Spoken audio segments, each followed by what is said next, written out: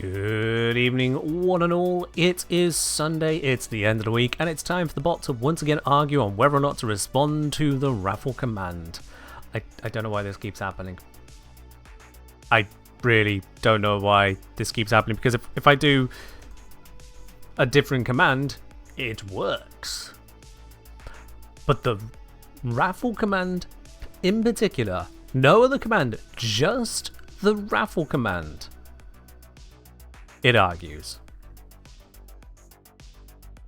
I don't know why. I don't know why. I'm digging through anything that could be relevant to why this is happening. But beats me, to be quite bloody honest. Let's see, is it under that? No, it's under that. Nope. If I...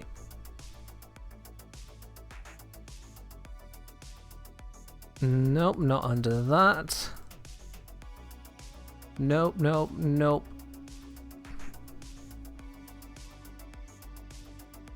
Could it be a conflict with this deactivated command? I wonder. There is a deactivated command called raffle that is part of the default stuff that might be connected to it. So you know what? Let's just try calling it raffle 1. Of all things, just as a placeholder for now, does !raffle 1 work? It's the only thing I've changed about the command just now. And it does. Ha. But that shouldn't make a difference because the other command is deactivated, so there's only one raffle command to ever work with anyway. I've switched it back to normal raffle. Now let's try. Someone who isn't A-gear, !raffle. Because A-gear might be on cooldown. Ackerboy tried and it did not work. Okay. Okay. It's fine. I have a way to deal with this.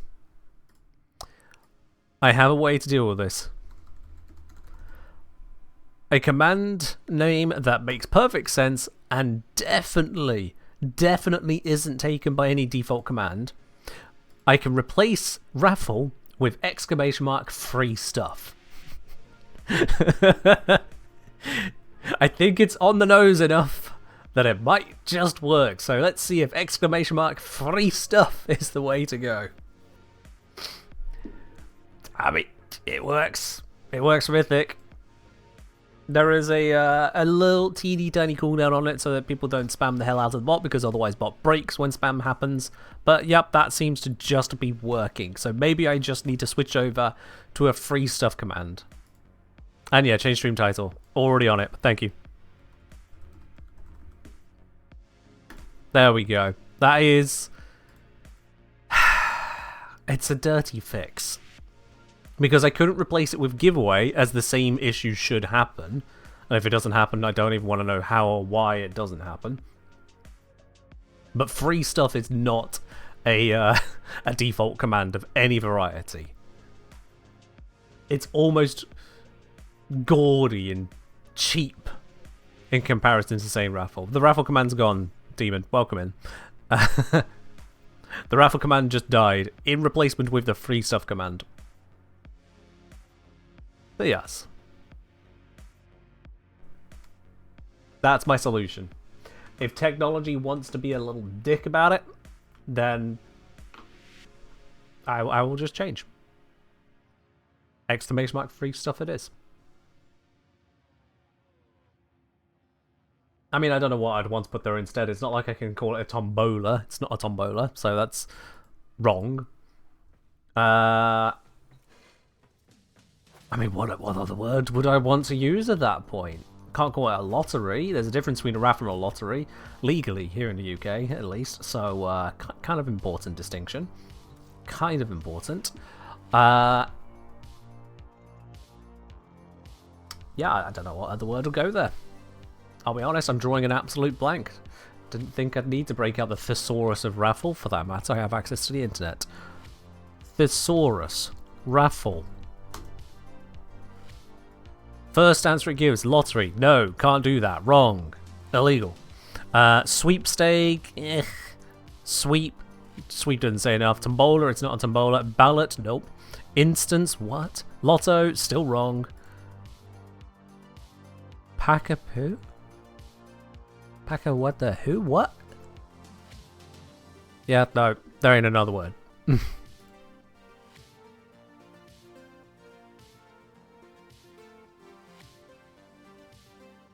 Let me say, maybe I'll make a joke about not being cared cheap, but after that survey complaining about chat, maybe I shouldn't. I'd start by understanding what cared cheap is. From Dawn Machine, hi Ken, got a question related to the post you did on YouTube. When should I forego modding a weapon for crit? That's a good question. Mostly it comes down to when modding for crit would not give you a worthwhile benefit by throwing up a mod. It's easy to say, hard to answer, because the broader answer is, okay, so when is there a better mod? Is it when you can use a third element? Is that always one? Well, no. But at some points, yes, that is the correct answer.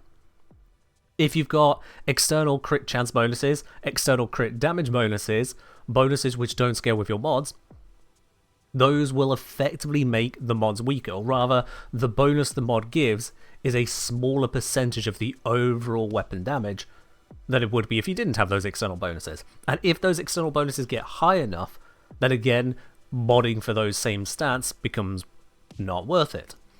Take, for example, if you had a 5% crit chance weapon at base, and you put on 45% crit chance from Arcane Avenger, there is almost no amount of modding that you are going to notice on crit chance at that point that is useful to you. If you have a 5% crit chance, you could slap on a 200% crit chance bonus, it goes from 5 to 15. Excellent, you gain 10%, on top of already 50% with Arcane Avenger active alongside the base. It's an increase, it's 20% higher, but it's probably not worth it at that point when you can go other ways. But it might be worth it for the correct weapon. It's one of those hard to call things until you really put the build together. So yeah, mostly it comes down to when do you forego modding a weapon for crit, when the crit you're modding doesn't give you a big enough benefit to be worth taking up the mod slot. That's what it comes down to. Which is why you usually see crits all over the place, because usually it is worth it. Now, Coda. The Coda Synapse is the last of the primaries that I currently own of the Coda selection, and I've not yet meddled with. It has a lovely stonking 55.9% electric bonus, which can certainly do some work for it. Do I have a normal Synapse to compare it to? Yes, there we are, splendid. So in comparison to the normal Synapse, we have gained 6 magazine capacity, so that's up by just under 10%. We've gained punch through that it never had before, apparently. Okay. The beam range has increased from 27 to 32 meters. Very nice to have. Weird to have with a punch through, but there we go. Crit chance has gone up by a singular percentage point. Status chance up by 2 percentage points. And damage has gone up by 30% even before the Coda buff comes into play. Now, just considering the damage buffs there. A 30% damage buff, and then the buff from up to 60% on Coda is almost actually, it's just over double damage. It's 108% higher. 108% higher. So basically double damage. Basically double damage. Ductile saying that is literally the most useless upgrade of any weapon. Curious. That is Warframe in a nutshell for you. Deals double damage. Useless. Alright. we know how Ductile feels about it. Yeah. Am I real, Ken Engineer? Beep, boop. Like the real guy. Boop, beep. I'm trying to be nicer, because I've been told that I'm rather snarky to chat, so I'm going to try and be nicer and just not answer that question any further.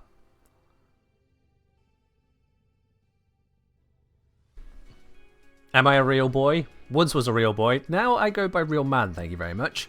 Come on, I can't exactly call myself a boy in my 30s. That's just, there's something wrong with that at that point. So, Coda Synapse, how do I want to put you together? First of all, let's upgrade it, because double capacity, why not? It's available to us, we do it. Slap in a primary arcane adapter, you know I will. There we are. Important question, how am I? I'm doing well, thank you. I got up rather early today, early for me, but still early in general.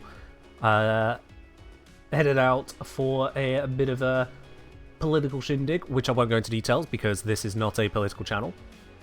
But yeah, enjoyed the sunshine, got productive work done, solid stuff. From, how do I even pronounce your username? I'm gonna go with the first 3 letters I can read. From Sis, all the YouTube builds... Oh, S2. Okay, I would never would have guessed it. It's pronounced S2. There we are then. From S2, all the YouTube builds for Mesa require expensive mods like 5 or 6 Former. Are there any 0 Former Mesa builds you can use to clear Steel Path? So you want to go into Steel Path with the cheapest of the cheap setup that you can afford for Mesa. Interesting. What do I have on my Mesa? Because I'll be honest, I don't think I've overly invested into her.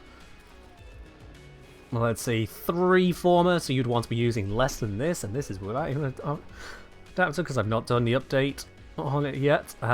Ooh.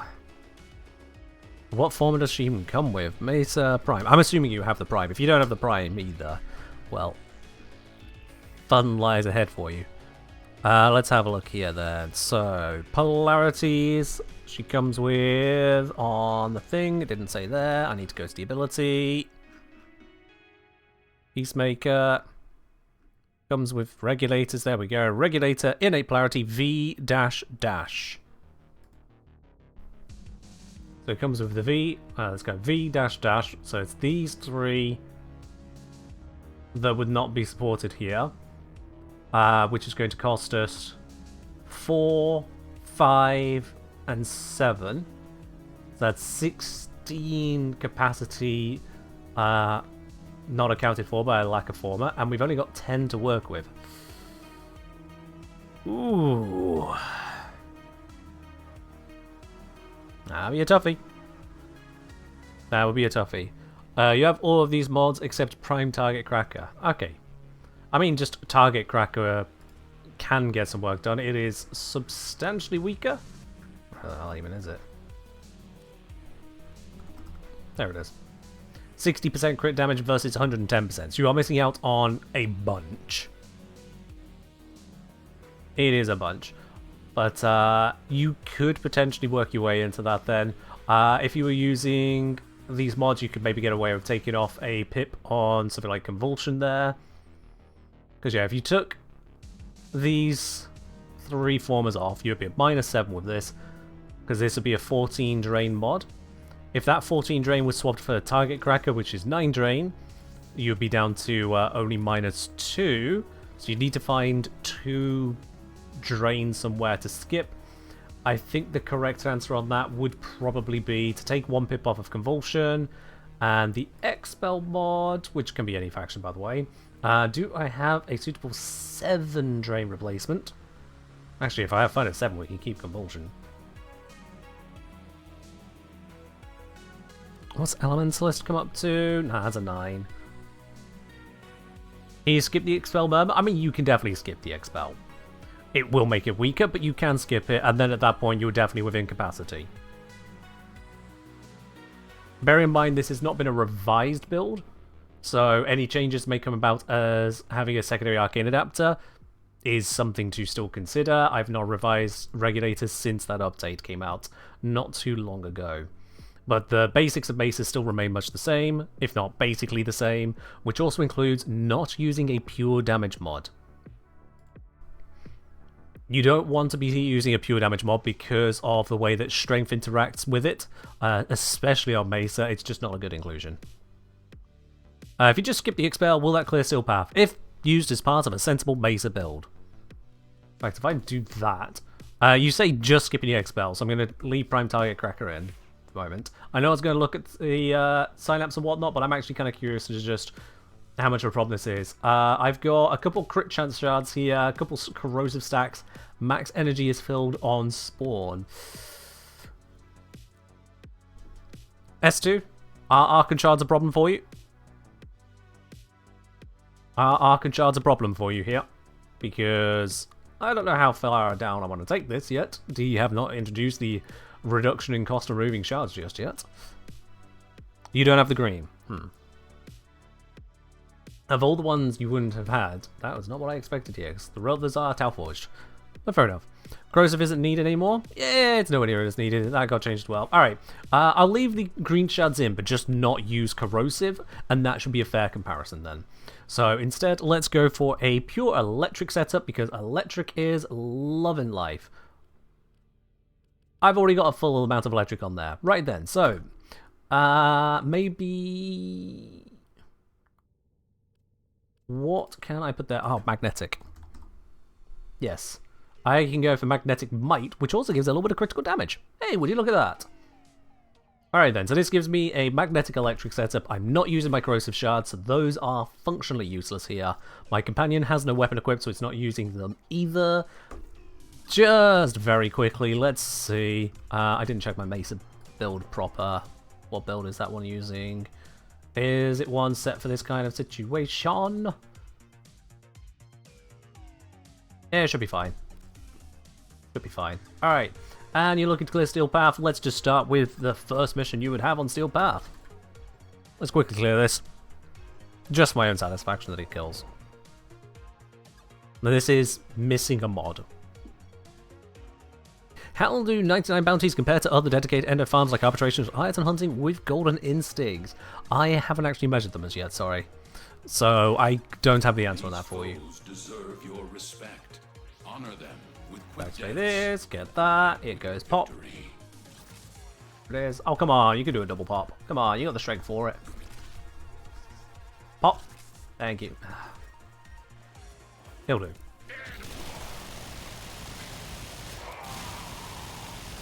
This is, again, no arcane, no expel mod. We've taken a mod off of this. We're using the incorrect types because I'm using electric magnetic, and that was a Nox that I just killed.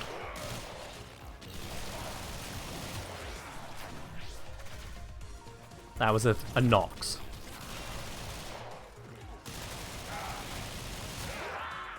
Now, I hope that gives you some idea as to the capability that Mesa can bring to the game there. You don't need a perfect setup. I am missing a whole bunch of potential capability here and still killing. And granted, this is the lowest level Steel Path mission, but then if you are at the point of still needing to invest into your build, the lowest level Steel Path mission is a good place for me to measure this against, I think. It doesn't look like I am remotely in trouble, does it?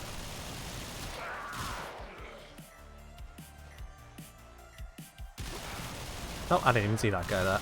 But Mesa did. Stay focused. There's a heavy unit approaching. You can do it all with Clever, easily just order melee all the time. That's valid. You have been nominated. Your glory awaits in her fortress. Who's over here and deciding not to perish? Where are you at? I know you're here. There you are.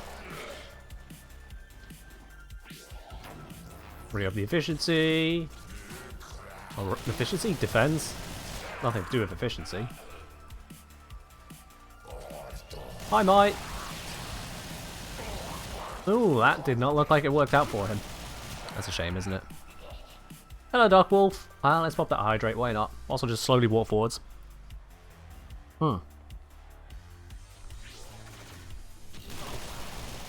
Ah, yes, a heavy gunner. Dead. Poor thing's dead. What do I keep taking damage from? Off to the side. What is that?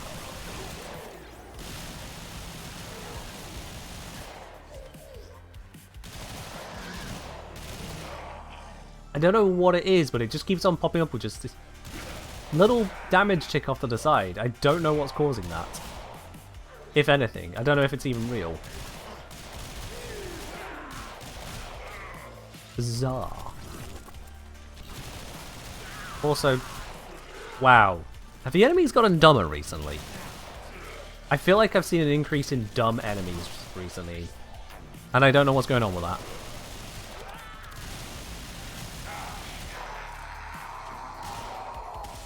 that. Dawn Machine saying, was watching the Raw versus Eclipse video, is there any other difference in damage output besides Eclipse and condition overlay multiplication?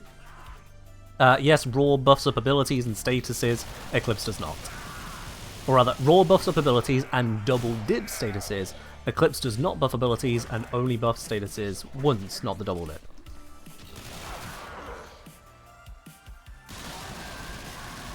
Plus the rest of everything I said in the video, you know.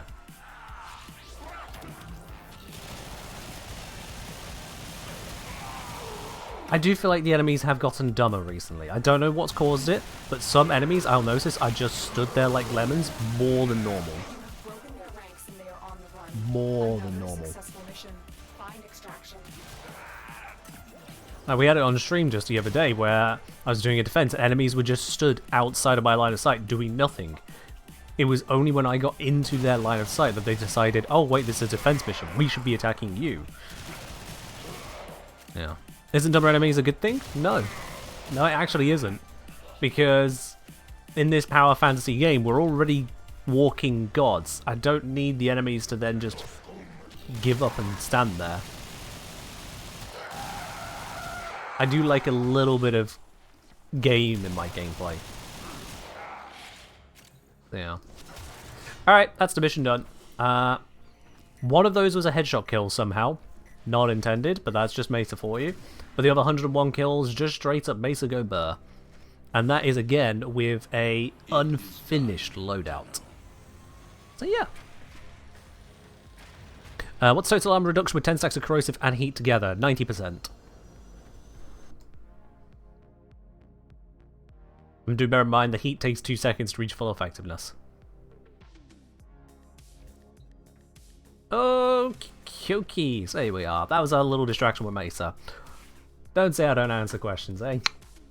So, Coda Synapse. What's going on with you then? Stat-wise, it is a very high crit weapon. It's got a decent enough fire rate to counteract the relatively piss-poor status chance for a beam weapon. I mean, it's not terrible. It's not below 10%, but it's not amazing at 15. This isn't a melee weapon. We don't have a Weeping Wounds to fix that with. So it ain't great in that regard. But the crits, oh, those are crits we can sing about. What gives 100% armor reduction? Only an Iru? No. Anything that fully removes armor gives 100% armor reduction. There are a lot of abilities that do that. 14 stacks of corrosive will do that. It's not just an Iru. There's, I think, is it Kavat specific mod that does it as well? It's probably going to be some other companion mods that I just can't remember off the top of my head. Just joining in, what's my opinion on the Coda Bass Assist? It looks interesting. I need to fully scale it up, but it looks interesting. I will say that the quirk of it seems a little bit disconnected from general usability, but it's fine. Weapons MR17, it's going to take you months. I mean, it doesn't have to take months, but sure. Play Warframe one bit at a time. Don't you worry too much. That is a Sporothics. I was looking at the Synapse, damn it. That's the also MR17 one. Alright then. Do I know the chances of Venus bonuses on Cuba weapons? Is it totally random between 25 to 60, or is it more likely to get lower percentages? My understanding is that it is biased towards the lower percentages. What amount of bias? We don't know other than experimentally, but it does seem to be biased towards the lower percentages. Not hugely biased though. It's not like 80% chance of getting below 30 and a 1% chance of above 50. It's not that ridiculous, but there's a bit of a bias. Any tips on getting MR fast as a free-to-play player? Play the game. Grab weapons, grab Warframes, level them up.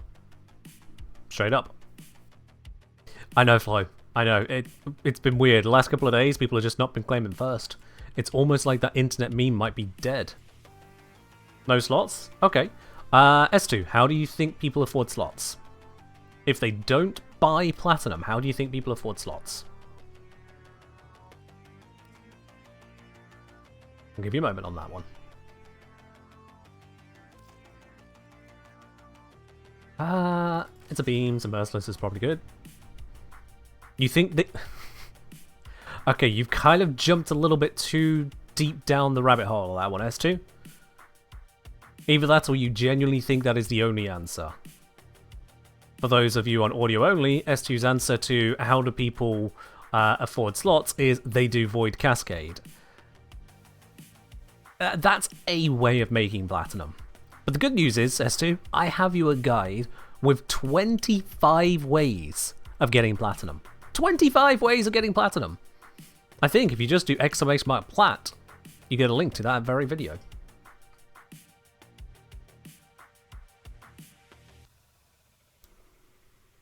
And with those 25 ways, if you go through all 25 of them and find you don't like any of them, then I don't have an answer for you at that point. Quite simply, those are your 25 ways. Have fun. And then you'll have weapon slots. Also remember, you can sell weapons that you don't intend to keep. So you can fix slots that way as well. Right, so Coda Synapse. We've got some big old damagerinos on there. We want crits on this. Let's get the chamber on first, because we know that's going to be there. It's just a gap. Excuse me. A required mod. Crits. Let's grab a critical delay. Let's grab a vital sense. We gotta love both of those. Don't know if I'll go a bladed round so far. It has got a juicy crit multiplier, so I might still, but I'll hold on that thought for now. In terms of the damage type, we've got an electric progenitor, and I am tempted to lean further into that rather than trying to force something else in here. I could go for a self-priming viral electric approach, because the electric progenitor will make the electric stand out more as a result. Yeah. For a crit headshot weapon, wouldn't acuity be good? It's a beam. Are we sure we want to go aiming fully for headshots? It deals more damage on headshots, which fair enough. Just reminding myself on the fuller function of the synapse. Also, normal synapse has that same bonus, fair enough.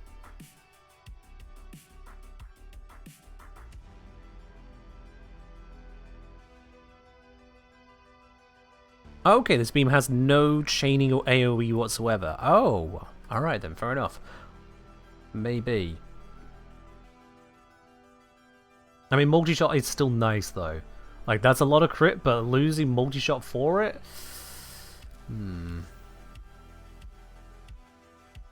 Because it would only be on the weak points as well that we get that buff, but, you know. Fire rate, thank you. Yes, I am aware. If you were looking at this and thinking that I've not figured out that I can put other mods on, don't worry. Way ahead of you.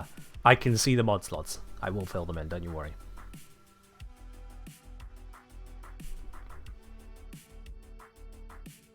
But, Now, it's interesting people say it's still a beam weapon, so multi-shot might be better. What about being a beam weapon makes you so enamored about multi-shot? Just so I understand here. What about it being a beam weapon really makes that sing to you? Just checking here. Galvanized Chamber gives us a 230% bonus to multi-shots. This becomes effectively a 3.3 up here. So by taking it off, we are losing 69.7% of damage. So this needs to give us a buff equivalent or better to that. Preferably better, because it also takes more effort to use. So let's see then. Weak point crit chance plus 350%. Now if I'm using critical delay, which I want to be using anyway, we're already up at 300% crit chance in terms of base plus modded. So this will be giving us a little over double the critical chance. In actual value, that will be giving us an extra 140, bringing us to 260. But that alone, if you already at a given amount of critical chance, doubling your crit chance, if you're already over 100%, is less than doubling your damage. And then with the weak point damage bonus, alongside Merciless, would be a less than double again. All told, let's see what that comes out to with the current crit multiplier as well.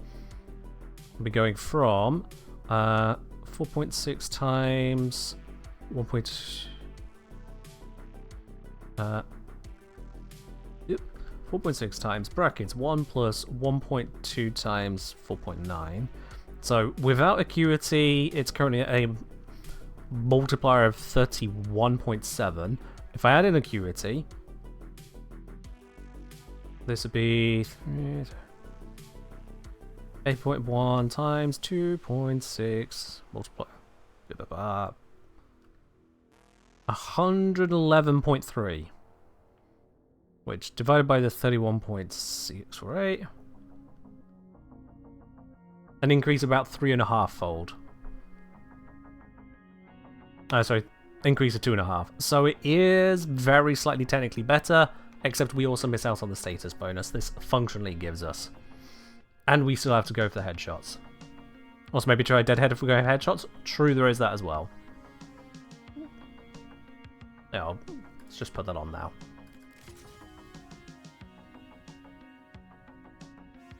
I don't know that this is worth it in this case.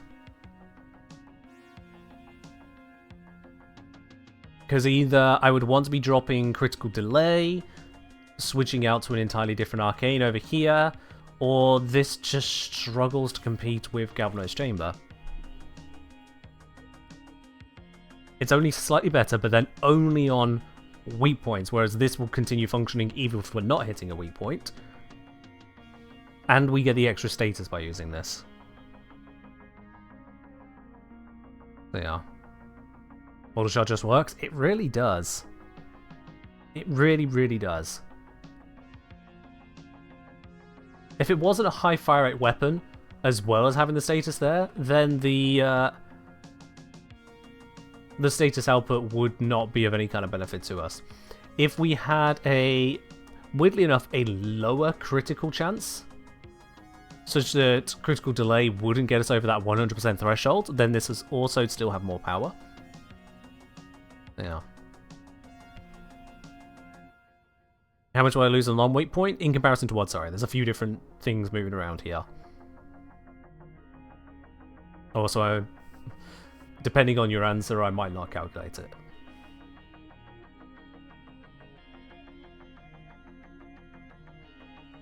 Yeah, I think, honestly, even though Acuity exists, the lockdown on multi-shot when we have such a powerful multi-shot mod, and how multi-shot doesn't just give us damage, it gives us everything. Yeah. New raffle command? Yeah, this is how I fixed the raffle command not working. I called it free stuff instead. It's cheap, I don't like it, I need to find a different word at some point, but free stuff is very accurate as to what it talks about. Well, let's face it, most people calling the raffle command were just looking for the free stuff. So, the command works. The command works. Alright, let's slap some good old elemental onto this. I think for getting started, seeing it is a high fire rate weapon, and we're going for the multi-shot approach, this is double worth it. Going for the viral and then a solid electric mod is a, well, solid starting point. This puts our electric just slightly higher than the viral, which is good. Doesn't multi-shot and status work differently on beam weapons? Yes, but you still get the benefits. The way that multi-shot and status works differently is, don't worry about it, it still works. That is the short and best answer, quite frankly. You could get into the minutiae as to how beam weapons should combine their effects and how status has this weird rollover effect, but don't worry about it.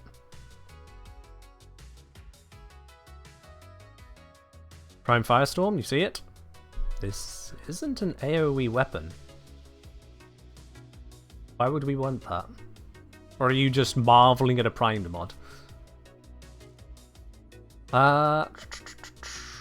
Capacity is running a bit low here, so yeah, fire rate is still a place we want to go with this. Let's slap on a Vol Acceleration. Until we get the first stack of Deadhead, that is going to sting, but we'll be fine. Oh, you just want it. Fair enough. Fair enough. Is there an element that works well for most / all of the Coda weapons? It's probably going to be magnetic if you want a valence bonus that doesn't screw anything up. If you have magnetic, you can't go wrong. It doesn't merge into anything.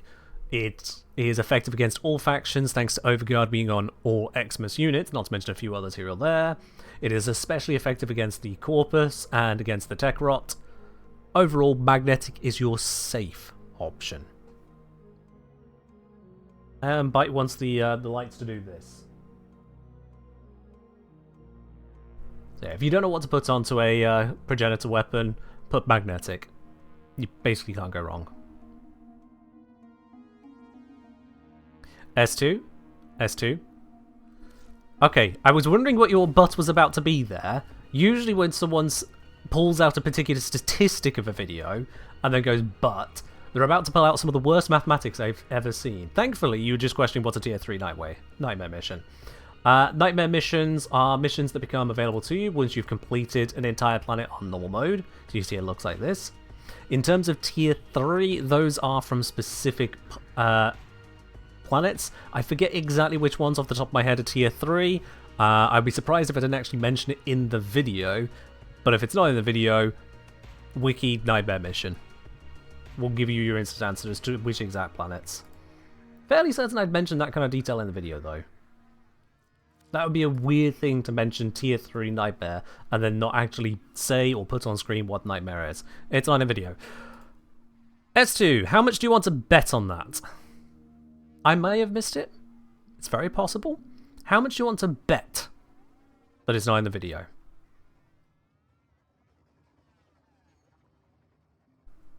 Because I'm otherwise going to have to head on over to my video and go, why did I not include this? Can the rest of the chat also bet? No. Oh, S2 wants me to wait all of a sudden. Yep, there it is. Alright, cool. I'm going to continue on with what I'm doing now, and you can enjoy watching the video. It's in the text, it's not said out loud. Good person, good person, good person, good person. Yes, videos include both audio and visual elements. I recommend you check them both out at the same time.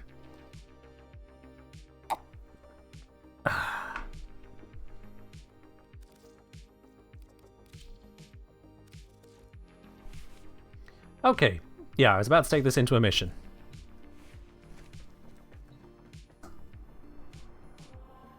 So let's do that. Simple testing point. Gotta love a little bit of survival on Selkie. Go on, someone send me a stress ball for chat? I'm fine. I'm fine. Their rage is vehement, their focus impressive. When people talk about Snark, All warriors' death. some of them don't mention why. Life support has been cut off. They're trying to choke you out. Nah, not to worry, Ray, not to worry. Sending auxiliary life support. It's all good.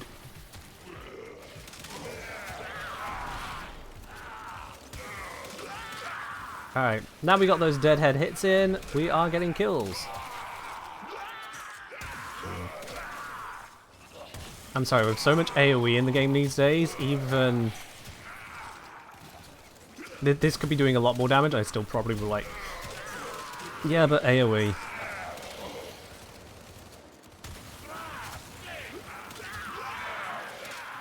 Like, it doesn't feel that amazing to be missing AoE at MR17.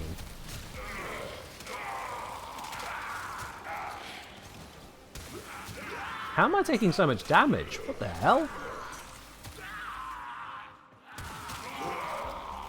Is the damage output really that bad? I'm actually being threatened as Lavos. Or have I got the Becca set on? Hold on, let's see if I can fix this. Cold, heat.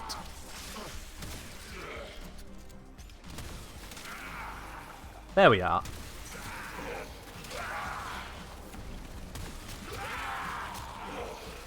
That's a little bit better. Yeah, I found the AoE now. I found the AoE. Area. Activating it. It's simple, just add blast. Oh, sorry, to be very clear, add guaranteed blast. Because Lavos is kind of bonkers.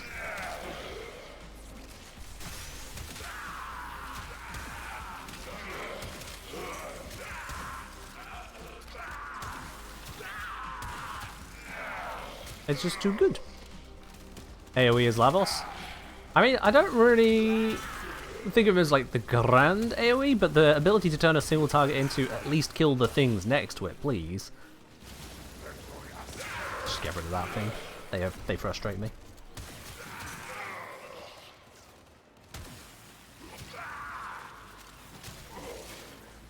You see, it has a much greater impact there. When you hit a whole group of the same enemy and they all just explode. I mean, what's not to love about that? Tenno, prepare for life support. Can we use Punch Through on this? I do believe you can, yes. Which would improve the effect marginally.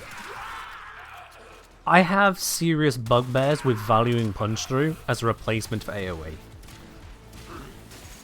Anyone who has ever played any kind of war game or properly focused on D&D, something like that, anyone who's had that kind of gaming situation, hell, tower defense games, game Bloons Tower Defense if you want to go for that, anyone who's played any of that will know that the difference between a radial effect and a line effect is huge.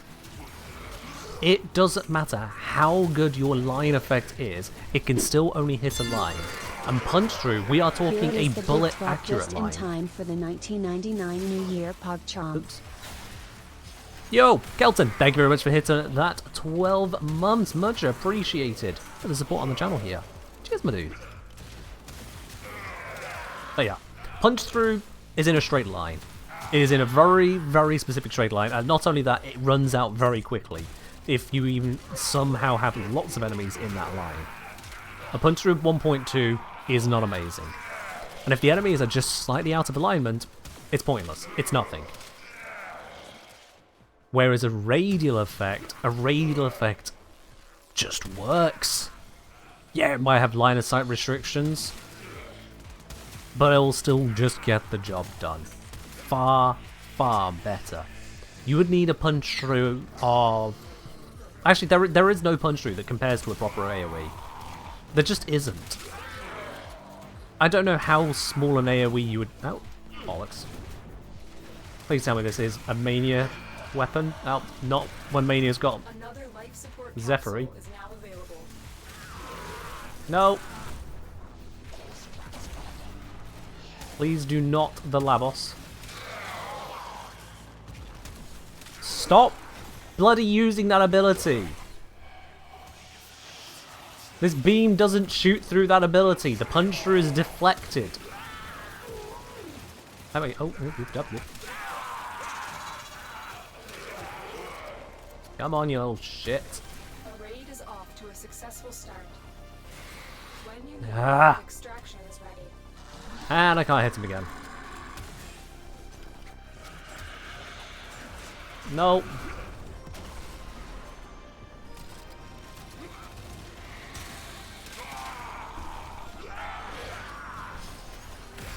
Let's just gas the whole area. He'll walk into the gas cloud. There we go.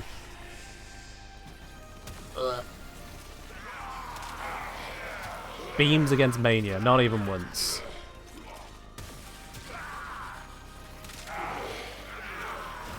Also, beams are actually... Sorry, gas is pretty bad here because of the status cap. So let's switch that back to blast. There we go. Yeah, there's just no world in which Punch Through beats out an AoE. Unless the AoE is so small as to be basically useless. The late what weapons we looked at so far, this is the first one we're looking at today. Well, technically we looked at Mace's Regulators just briefly enough to show, yes, it works in Steel Path, even if you use Zero Former. It's not going to be amazing, bloody invest in your weapons, but if you don't want to invest in your weapons, you can still just about make it work. Sure.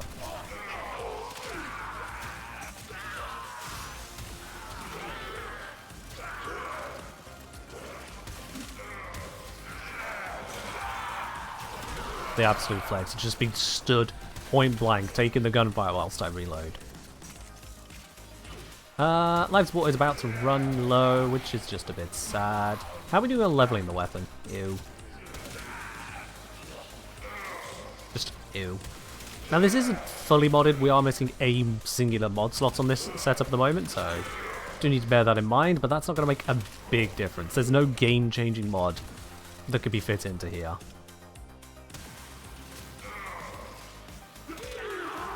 Because it is single target, it's not great for dealing with groups of enemies like this. The question then becomes, alright, what's its DPS for dealing with low density or VIP missions? How suitable is it for disruption? I'm going to level it all the way up first, and then we can have a look at a disruption scenario. Is it good at that point? Because it is a beam, I imagine it's also additive with Galvanized Aptitude versus the Acolyte's Arcane, so that doesn't seem worth it to me.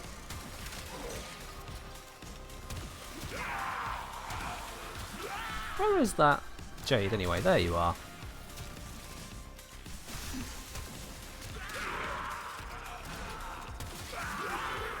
You are running out of time. You should make all the frames like Colevo, capable of beating Steel Path out former.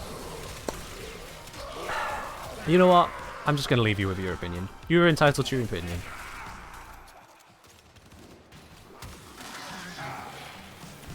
There are layers to it, and I'm just going to leave you with all of them.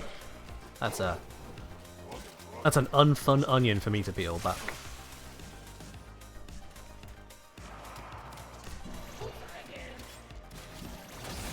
Critical life support levels. Extraction is your best option. Life support has There we been go. finished.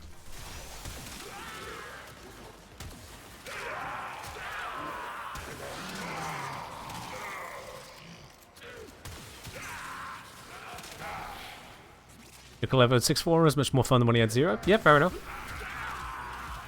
Absolutely fine. Oh, hey, I was leveling that. What? How? How did it? Okay. I didn't realize you could grab the zip line from just walking through the corridor there, but I guess I've never tried.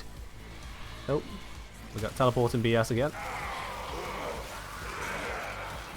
Yeah, for all the crits this thing has, it doesn't feel like it kills Acolytes very well at all.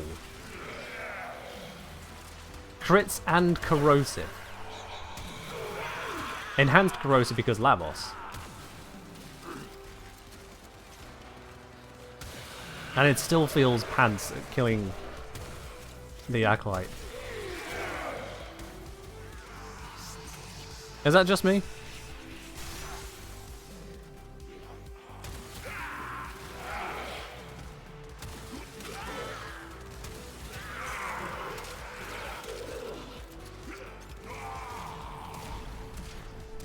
Clever's good, but isn't the be-all end-all by any means? Of course not.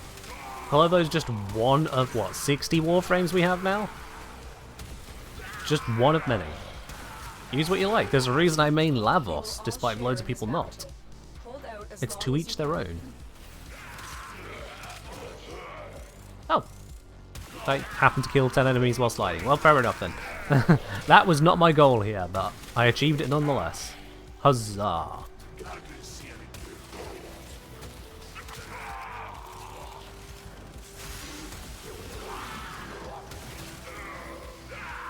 So there's a neat little detail about Blast, is that if you aim at a strong target in a group, by the time you've killed the strong target, all the weak ones will have died around it from the blast effects. Whereas if you aim at a weak target, you'll then have to transfer to another target because the weak target will be dead, but the other targets won't yet be dead.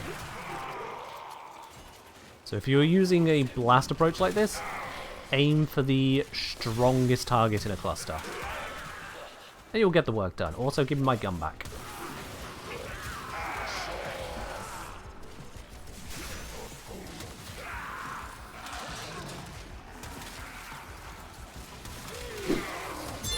Yo!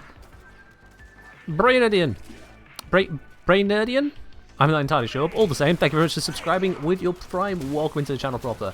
Enjoy your lovely blue sub badge, your emotes, your access to the supporter T Lounge over on the Discord, and no more ads for you. Cheers indeed for that. How are we doing on this? Level 27. Nearly there! But 90% of the way there, which means we're not actually 90% of the way there, but we are 90% of the way there. In terms of affinity... Ah, shoot, are we actually halfway there? I forget how much affinity I need to hit 30. I thought it was 2... Good point about the no ads. Here you go. Hey! Tidinziel, thank you very much for the 4 months. Much appreciated. I accidentally just did gas. I want blast. There we are. Thank you very much there for the 4 months. Much appreciated. And I hope you're doing well yourself.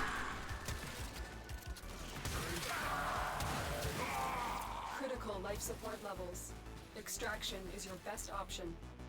Yeah, I think my best option is actually this. How is there a crate I haven't Life opened? support activated. No matter.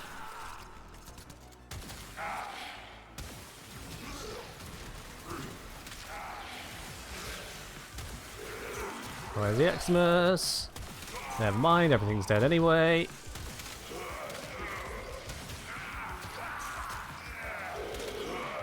What leveling method do I prefer? Honestly, I've never enjoyed ESO. So, if I can avoid it, I will usually go into something like this and just level up the weapon through gameplay. There we are. 200k, level 30, that was it. We were more than halfway there at 27. Of course we were. Alright, let's get out of here. Bollocks. That was not the route I intended to take, but it is exactly the route I did take. She's pretty sure if you get to 21 on weapon, the bonus affinity will max it. It's 20, not 21. In fact, you can see my Coda Synapse is 20 right now, barely into it. And it says max rank in there, or 30. Consider extraction. Another life The math support behind it support is that basically from 0 to whatever level in the mission, you get 0 to 1.5 times that level out of mission, because the bonus affinity you get perfectly scales in that same ratio. All the affinity gains per level, it is this constant curve. So no matter what, if you've got level 2 on the weapon from 0, you'll be level 3 when you extract. If you got to level 4 from 0, you'll be level 6 when you extract. Now this doesn't apply on a partially leveled weapon, because you've already got the bonus. So if you go from level 6 to 10, you're not going to come out with a level 15 weapon. Yeah. Right then, Coda Synapse. Level 26 and some change for 40. Let's take 40 divided by 1.5. 26.67. So yeah. 26.7, you're at level 40. Correct. ESO feels like a second monitor game mode. It's just... I don't know what it is about it. It just feels... dare I say soulless?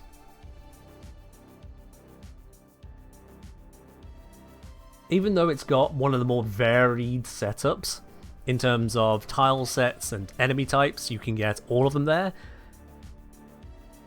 There's just not any of the pizzazz to it. It's just churn. It's not even survival churn, it is just churn. And Squad will usually kill enemy before you can touch them. Depends on who you're playing. It really does depend. If you think your squad will always be the one touching them before you can, don't forget that your squad mates are managing to touch them before you did. So from their perspective, they do get to hit the enemies first. Alright, slapping the dash on that because that is the highest drain, and now we've got 9 more capacity, which allows me to slap something else onto here. What would this weapon most benefit from? The electric didn't work out too well, so I could go for a blast approach, and if I was going to go blast, then I wouldn't want an electric valence bonus. I mean, you can go blast electric, but solid blast would probably be better. Downside is that blast would cost me the viral. But then I'm only applying that to the target in front of me. The blast isn't benefiting from viral round anyway, because those enemies aren't affected yet. So if I'm going for that screw your single target turn into multi-target approach, blast probably still going to be the way. So I can go for a blast electric like that right now. No point putting on the toxin to turn this into further blast corrosive. Might as well keep the split types there. We'll have enough corrosives. And the question still remains though, what to put into that 9 drain slot. Let's see here. Seeing as I am going for the headshots, I am slow moving. I can go for the bladed rounds for the increased crit multiplier. So with a 2.7 base, this will bring us another 3.24 on this. Or in other words, with Vital Sense and bladed rounds on here, we will get a total of 9.18 crit multiplier, which is pretty darn spicy. Crits also do bypass various forms of damage attenuation, which just makes them better than they should be mathematically, which works for us. The alternative is I could go for a Rifle Elementalist approach. Yep, more punch through, we're already at 1.2, but this would mean that the blast would be more effective. And the electric, but the blast is the bigger pick there.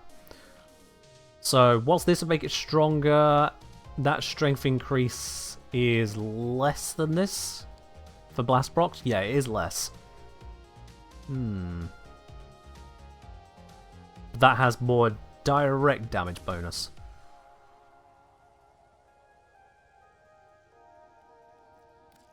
Let's try it with the Rifle Elementalist and see how it feels against the Demolishers.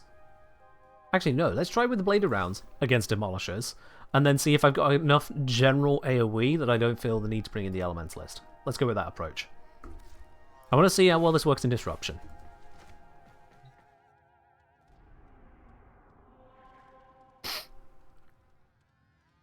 Alright. So, for Disruption, let's go for Kappa Disruption. Keep it against the Grineer for now, because Corrosive is again good against the Grineer.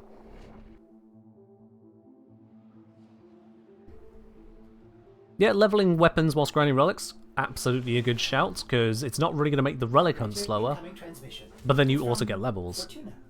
It comes down to what do you prioritize, what is important to you, and how patient can you be in achieving those goals.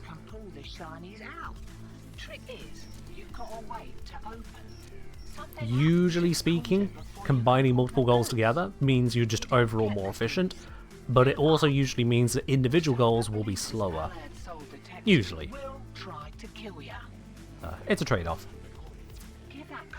And then Clown say, hey, just wanted to let you know I like your videos and builds. Awesome! Welcome into stream as well. Hope you enjoy your stay. Sold the conduits with interference routines specifically designed for the Tenno. Things might get a little weird. Yeah, target at a time. The gun is killing, but not like amazingly. Although I might be biased because I am used to various powerful blappers at this point. First key. Right. Find a matching conduit. My entire curiosity is how it's going to deal single target on a strong target. Demolishers are much more of a threat, and a threat that you want to be able to take down quickly. So with a non-primer approach, how quickly can it do it? Oh dear.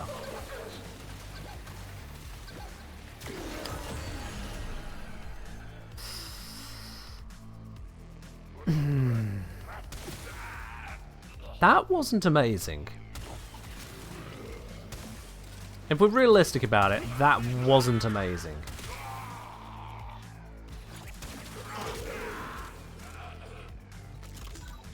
Granted, I'm running no weapon buffs, but I could do that I just did with a no buff weapon elsewise. Very tempted to redo this mission at the moment with Burst and Prime. In fact, yeah, let's do one circuit of this. Bring in Burst and Prime. Incarnate specifically. I'm not using any Warframe bonuses here, so I'm not using Valence Formation in the slightest. Because I want to see what the weapon is capable of. Anything can be dialed up to victory with enough buffs.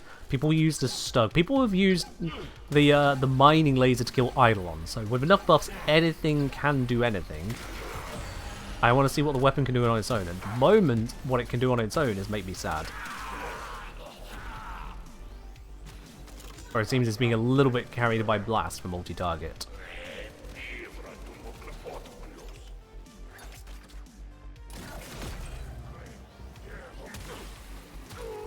And again, part of why I'm not using Venice Formation is because it also puts on forced procs, and a lot of them, invalidating one of the weaknesses of this weapon directly.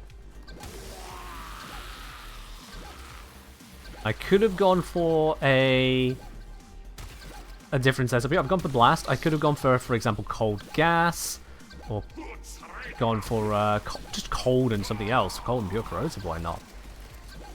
Which would also slow these guys down and make them easier to target. This one is absolutely barreling through me. Let's be honest here. This thing is defeating the weapon.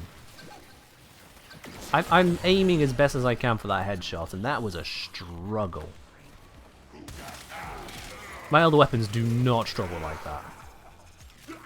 And my preferred weapons don't.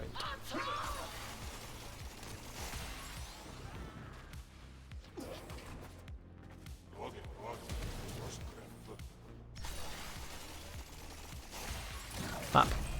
Routine subverted and you're juiced. Nice.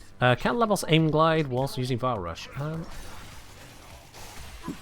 Doesn't feel like it. No, he falls like a rock. Let's just quickly hurry up the headshot. Yeah, without aim glide, that was the same. So apparently not. And now let's go say hi to our Demolisher. It's a Nox. This should be a relatively easy kill then. He doesn't just chill out. Hello.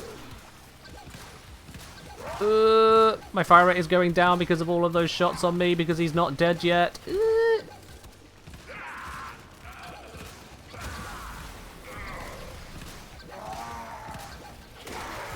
That was pathetic. I think we can all agree that was pathetic. Are you allowed to request or suggest video ideas? Yeah, I can take none of them seriously, but it's up to you if you wish to take that risk. Go for it.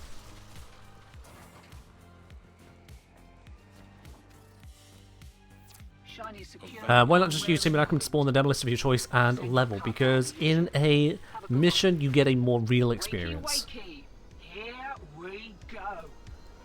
You get a much more real experience. Whereas if I were to just put this in the Simulacrum, all we'd see is that I killed an enemy in the Simulacrum. It doesn't give us a good enough feel. Real missions aren't Simulacrum. They're good for testing mechanics. They're good for basic demonstrations, but they're not good for getting a feel. Let's grab this, and let me take off my Riven, because I'm fairly certain I have a Riven on this. Yeah. So, as powerful as it is, I need to take it off at the moment. That was my crit chance source, wasn't it? Yeah. So let's instead go for primary... Ooh. Oh yeah, it's a V polarity slot. Darn. Oh, if I do this, that... This. That should work. Yeah. Oh wait, no, it's killing my multi-shot. Never mind, never mind, never mind, never mind, never mind. Forgot about that. Alright.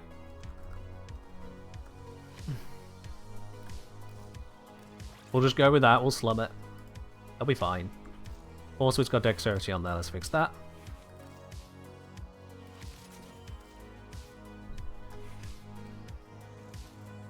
So I'm saying, please tell me that's the Blast Electric build. Well, that was on the Synapse just now. Yeah, that was Blast Electric.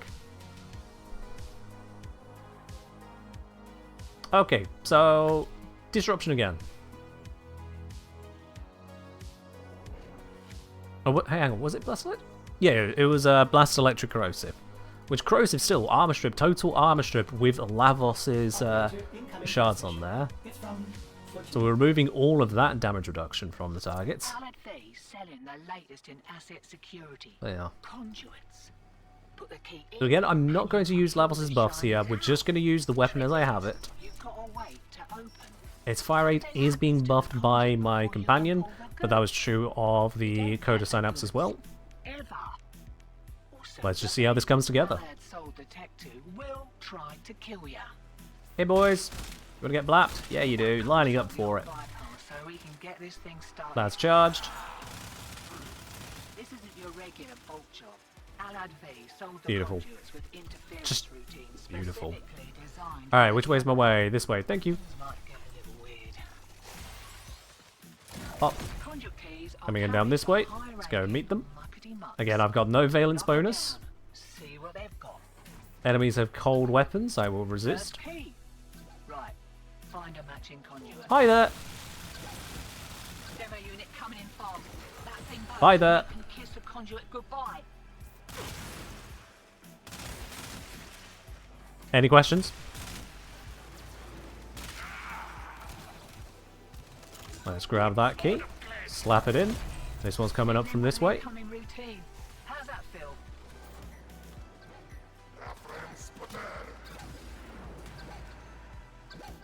Hello!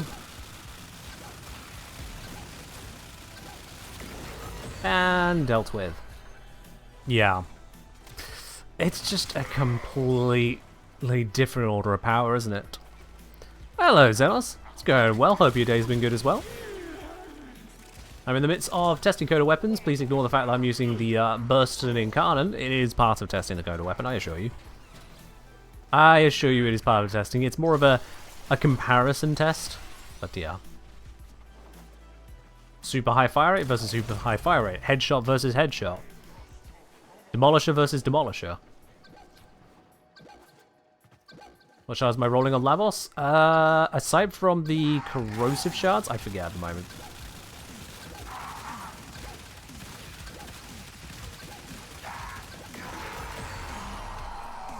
I didn't even move from the spot once I saw him. And I haven't had to recharge the gun yet, have I? It's about to need it.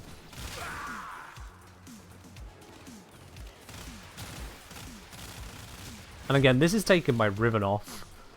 Yeah, Rivens do take this even further on Incarnate weapons, but not so much on the Coda weapons because their disposition is in the trash. Because a while ago, DE made the decision to make it where new weapons had to come in with a 0.5 so that people wouldn't be upset about having their 1.0 Rivens nerfed some short time later. But given that the DE don't nerf Rivens anymore, makes you wonder about the decision a little bit. Also, Incarnates go burr. Speaking of go burr, Jesus Christ, the speed that guy was going. Alright, slow down. Still kill them. Do I think they'll bring back a redispo? Just dispo reductions. Riven dispo reductions. And on that, I don't know. I genuinely don't know. The fact they disabled, not disabled,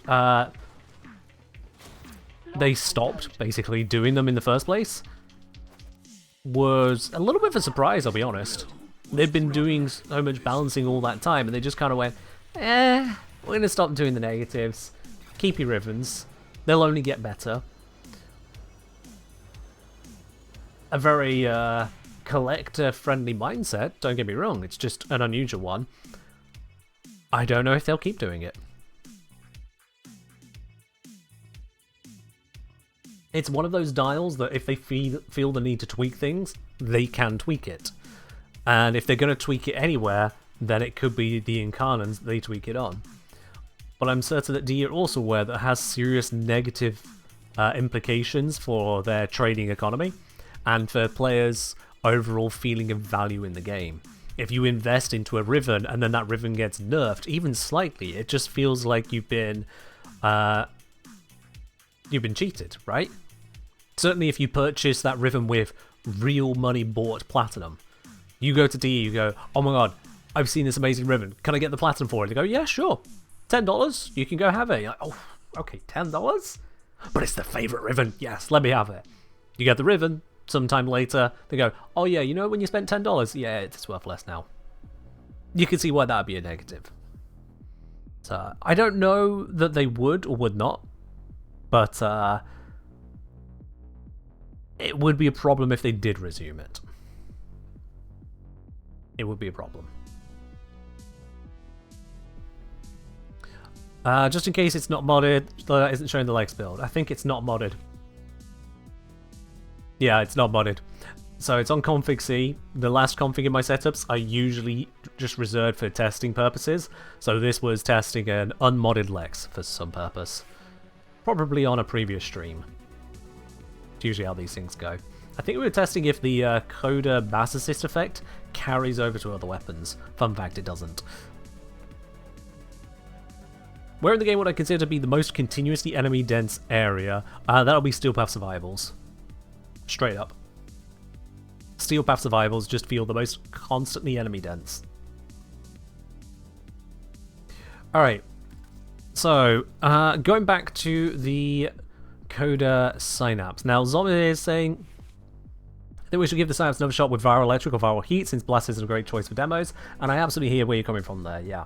My idea was giving it something that had the capability to deal with groups and demos, and try and kind of split the two, but as we see, that doesn't work, so we do need to take that other approach. So let's indeed go for that Viral approach. I'm going to go Viral Electric, because it has innate corrosive. My Lavos has the full corrosive effect. The heat for Armor Strip is nowhere near as necessary. So by going for Viral Electric, especially considering I've got Electric Valence, that just works out. If I actually tried going heat, it would go Viral Rad, wouldn't it? So I have to go Electric. I have to. Yeah. You've seen Steel Path Circuit Alchemy, feels absolutely ludicrous in terms of enemy density. I'll be honest, I don't have a lot of experience with Steel Path Circuit Alchemy specifically. They brought in Alchemy after I was well burnt out on Circuit. DE did a damn good job of making me not want to go back to Circuit as much as possible. Genuinely. The way they released the weapons on that was just painful. And the area remains the same. They've got a few different maps, but the tile set, the same grim, muted blue atmosphere is there the entire time. I just... Add on the loadout restrictions, it just doesn't grab me in the slightest. A grind there is a grind. Oh, hello. Don't usually find you by accident. Alright then, so Coda Synapse, again, no levels bonuses. Get our first kill and start stacking up. What? Oi! Shoot me! Don't run to the side and hide your head. Hide your head, honestly. They are. Okay, if I don't fall off the map, let's go deal with this one over here. Get the headshots, make sure this is fully tapped up on headshots. Hi-yo! I am here to murder your face. Oh, you got under me.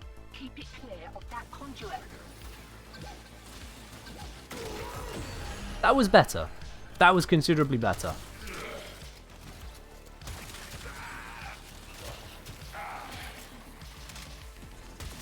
We are giving up the broad AoE effect on the other enemies here, but because it's not a survival or something like that, we don't need the AoE so much. We don't need the insane kill rates demanded of other mission types. We just need to get the keys. And instead, the Demolishers are the real threat. Don't let them near the conduit. Not picking up where the Demolisher's coming from just yet, so we'll find out shortly.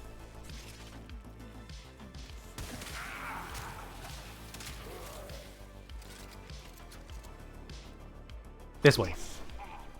Hi there. I mean, that Xmas fell pretty easily, so that is good.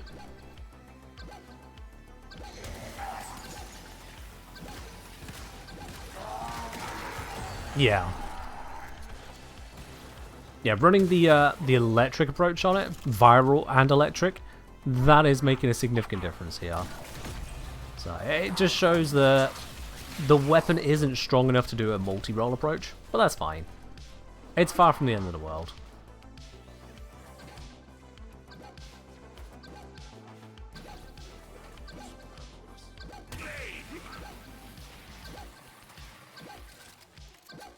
Come on. There it is. Alright. Overall, it's not an amazing weapon. Its kill rate is lower than other targeted weapons like the Burst and Incarnon, which is somewhat to be expected, but also still slightly disappointing, given where things are at in the game. Especially given that you can now access Burst and Incarnon faster than you can access Coda Synapse. With the exception of circuit rotations go burr, you can access the the Burst and Incarnon before the New War now. Whereas to access the Coda Synapse, you need to complete New War, then you need to complete Whispers in the Walls, then you need to complete Hex, then you need to farm the Codas themselves to be able to afford a Coda Synapse, and then hope that you get a reliable enough one, and it also needs to be leveled all the way up to 40 if you want to change the elements out of the one that Elena gave you. Steps. Very definite steps. Oh look, a flow mod. It's not like every newbie starts with that.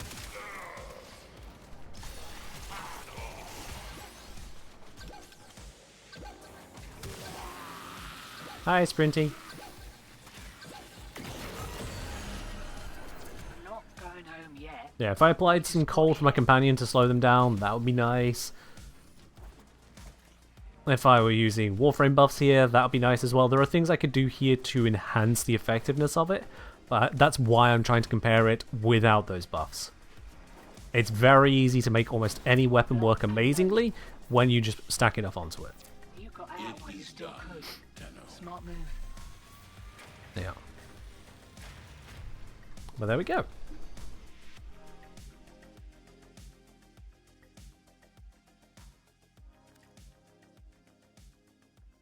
Copenhagen saying, I've been playing Steel Path Circuit for quite a bit since I got back into the game after a long hiatus. Got it, feels like a grind to reach tier 10 each week. Tempted to only go for one encounter adapted a week. Honestly, I almost recommend it. Like, unless you look at a week in the circuit and truly personally need 2 of those, just do 1. So I'm looking at this setup here. Gone are the days of using the ceramic dagger as a stat stick, so it's a choice really between, do you want to go for a powerful secondary, a powerful primary, a powerful melee, or whatever these two are trying to achieve. I'm not as impressed with the Magister. It's got its place. It's just not. I'm not as impressed with it. Actually, no. To be fair, I'd probably put it on the level of the dagger these days, because this one was mostly, oh dear God, stat sticks go burr, which this did a bit as well. I'd probably put them on par now. But you'd still just be picking your favorite one of the group, or if you don't know which one to pick, then you ask people for advice, I suppose. Farming up the 2. And then ending up having to go all the way to level 10 for a tier 10, it is just painful. Because the amount of progress required to get there is so much more. And I noticed that the game doesn't actually show you that unless you go through it. It's technically hidden, it's obfuscated. Just a reminder on that, if I bring up the circuit real quick. So, in terms of the rewards, number of continuous stages required.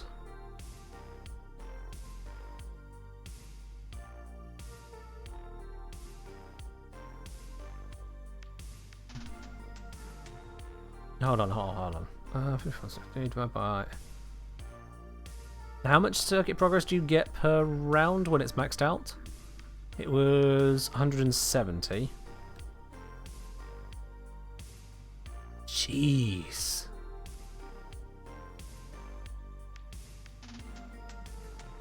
So yeah, it says, the wiki says, to get to the 10th tier with the daily bonus takes 33 rounds. 33 rounds. Whereas to get to tier 5 takes only 12.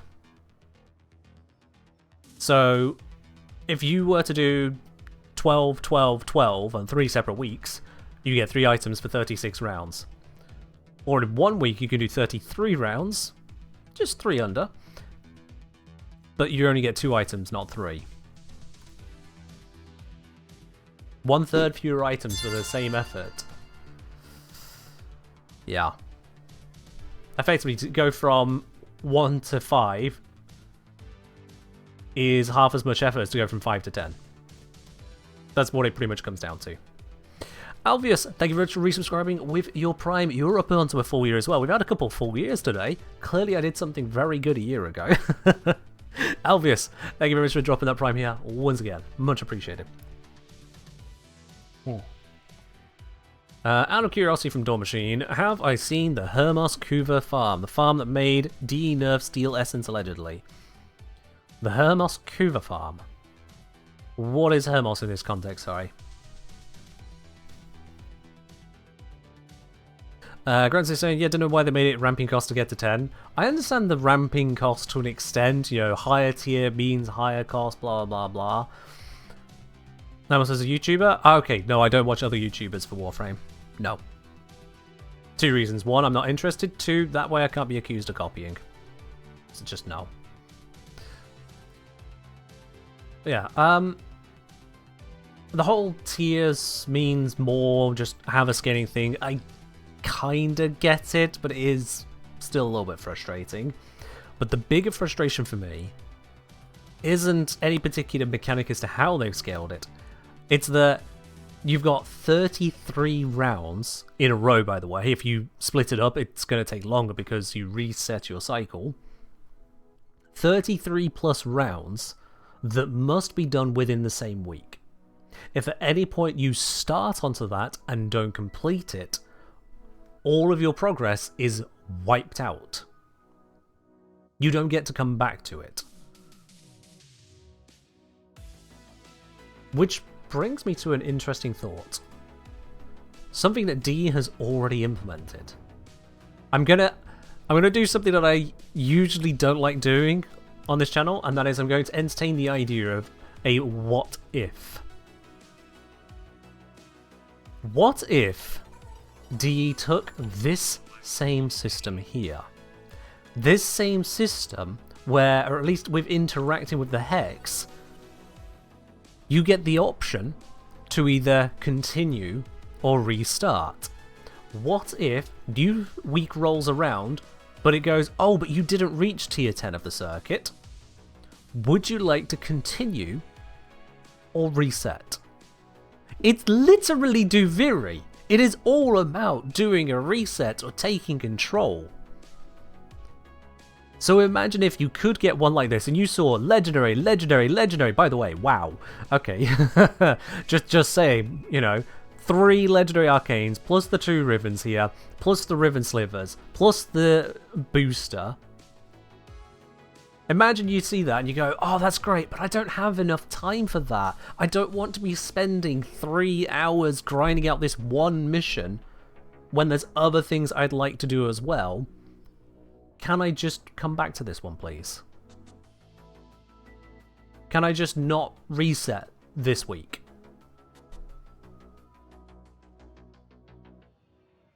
You're thinking more of a Nightwave challenge approach? It could be anything, honestly, but just the ability to not have it get thrown away. The whole resetting thing, because it's such a personal thing, that to me feels like just the right choice. Zelly saying that 6,000 Endo feels criminal in that lineup. Criminally good. Do you know how much Endo it takes to level up mods? Not everyone has my Endo. You know?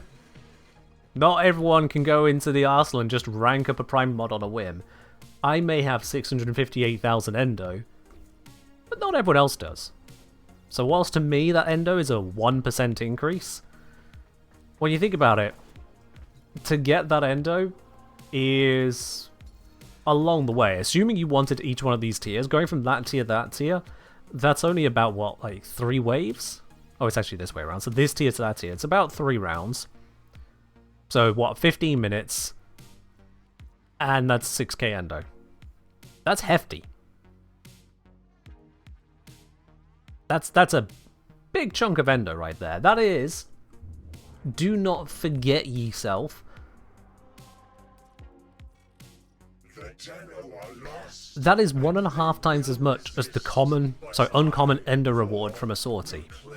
1.5 sorties worth of reward, and it is one of these. And that's where DE's opinion of how long this takes comes from. This is what DE seem to believe is the value, is that each and every single one of these tiers is something that you'll want within reason. Naturally, if you've already maxed out Shotgun Vendetta or don't care for shotguns, it's nowhere near as much value. But even if it's only a handful of these are of value to you, the idea is that you'll see value in it.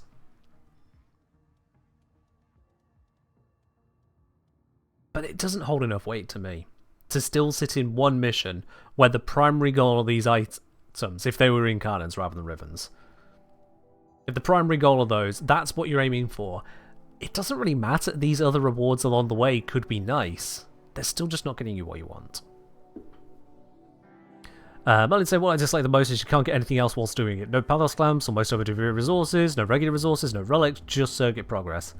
I get what you're saying there. I do get what you're saying there.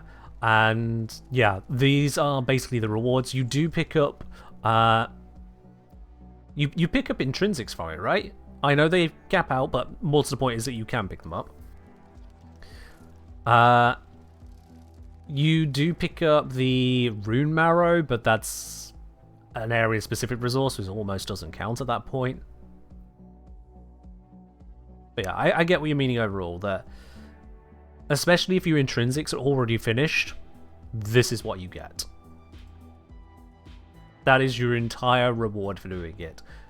You could theoretically level weapons and frames there, but one, they have to show up, and two, you have to want to level them in that way, which is a bit of an ask.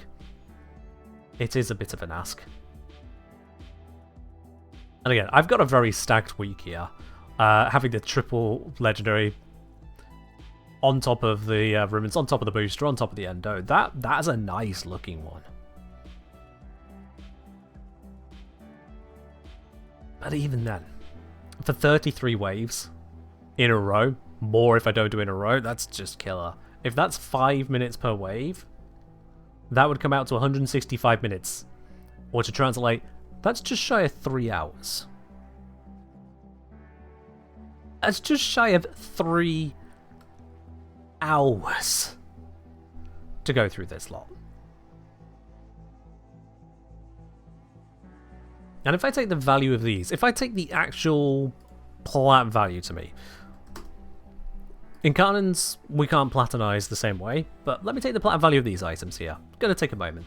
So, Shotgun Vendetta, one rank of that. Shotgun Vendetta, how much do I have to pay someone to buy one of those right now? 9 platinum, so we're at 9. And then we have Longbow Sharpshot. I can get that for 7 right now, so we're at 16. I'm not going to care about average prices, I'm just looking at right now. 16. Riven Sliver 3, I'm going to just consider that as part of a Riven mod. So let's see, what is the most expensive Riven mod veiled at the moment? Rifle goes for 8.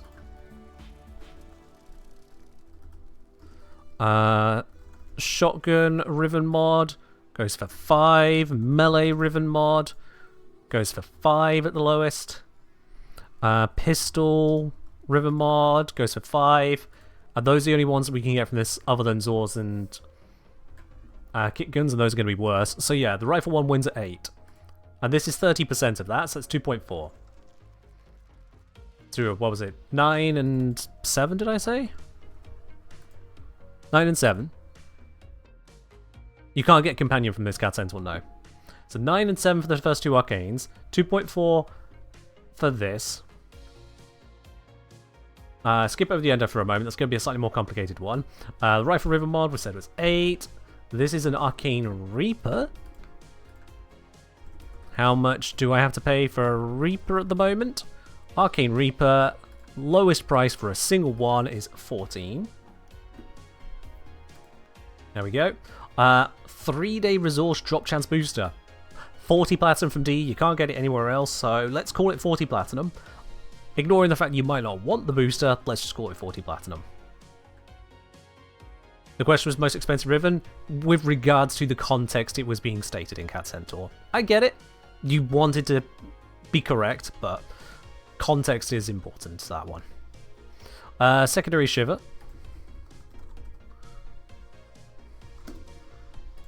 Let's see, 5 plat for one of those right now. Steel Essence is also a weird one to evaluate. And then the Melee Ribbon, which I think I said was 5? 5, yeah. Okay, so skipping the Endo and Steel Essence remote because they're a little bit harder to evaluate. This is coming out to 90.4 platinum. 90.4. 6,000 Endo. If I was going to buy a NASA Sculptures, I think they're usually the good ones to pick up chonkily. They come out to 345 Endo per platinum. 6,000 divided by 345, that's a little over 17 plat there. 17.4, so let's add on 17.4. And for the Steel Essence, how do we value Steel Essence? Can we reasonably value Steel Essence? I think the best... Oh, not that way. I think the best value for Steel Essence would probably be adapters. 30k Endo is 150 Steel Essence. Alright. Let's compare... Wow. Yeah, let's see what Endo we can get. And let's see what the adapters come to and see which way that breaks down. Which one will be the better value. I'm definitely not counting ribbon packs. Well, that shows that 25 Essence would be bad there. But yeah, 25 Steel Essence can get you 1 1/3 of these adapters. And these adapters have what price for plat? I think they're 20 plat? Primary Arcane Adapter. 20 platinum. So that would make it about 33 plat in Steel Essence, which is almost certainly going to be better than the Endo offer. Because 30k Endo for 150 would be... Divide that by... That would be 5k Endo for the 25 Steel Essence. Equivalent. And 5k Endo would come out to a lot less plat. So yeah, let's call this the...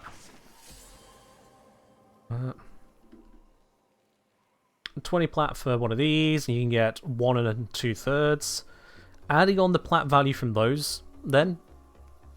Taking market prices where it's tradable, DE market prices where it's not. My particular circuit option there comes out to 138 platinum. 138 plat.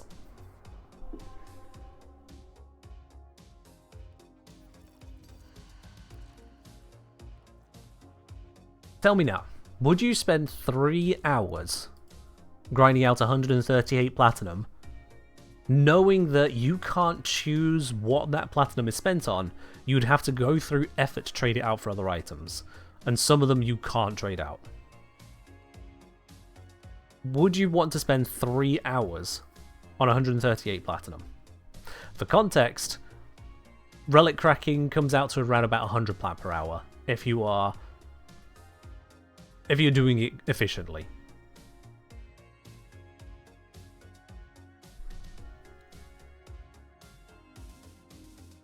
Circuit would have to be pretty damn valuable to you. 3 hours is very, very in its favor. Yeah, it's 3 hours. It'll be about 3 hours if you can power through it. Because if you're getting 100 plat per hour from relic cracking, you're powering through that as well, reasonably speaking. So I'm using reasonable evaluations for both sides there. And it's just... that doesn't seem worth it. And of that, 13 plat here is in these 2 ribbons, which will be replaced with the Incarnans you're looking to get. So if we take out that 13, that brings us down to 125. So if you've got 125 plat there, not counting 5 and 10, that effectively would put the 2 Incarnans at about 175 plat. So about 90 plat per Incarnan. Very, very roughly. What about doing the first half of the block? fair point. Yeah, that takes about 1/3 of the time. That you can do in about an hour. And that comes out to, well, the 9, the 7, the 2.4, the, whatever I added up for that. I think it was like 17 point something, 17.4. So 9, 7, 2.4, 17.4. These 4 here would give me 35.8, so 36 plat. That would give me 36 plat equivalent. And then you've got either the 8 plat of that one or your Incarnon in an hour. Still not great. Aside from whatever value you give to the Incarnon. The Incarnon is the big draw. That's really what it comes down to. The Incarnon is the big draw. And, yeah, you can get some of these from Cavallero. They are priced more than that. So you are paying a premium in comparison to the time taken. But you can have that time spent on something that is not, not the circuit. Good point, Cat Centaur. Cavallero doesn't just sell the Incarnon, though, does he? He doesn't just sell the Incarnon. Hold on a sec.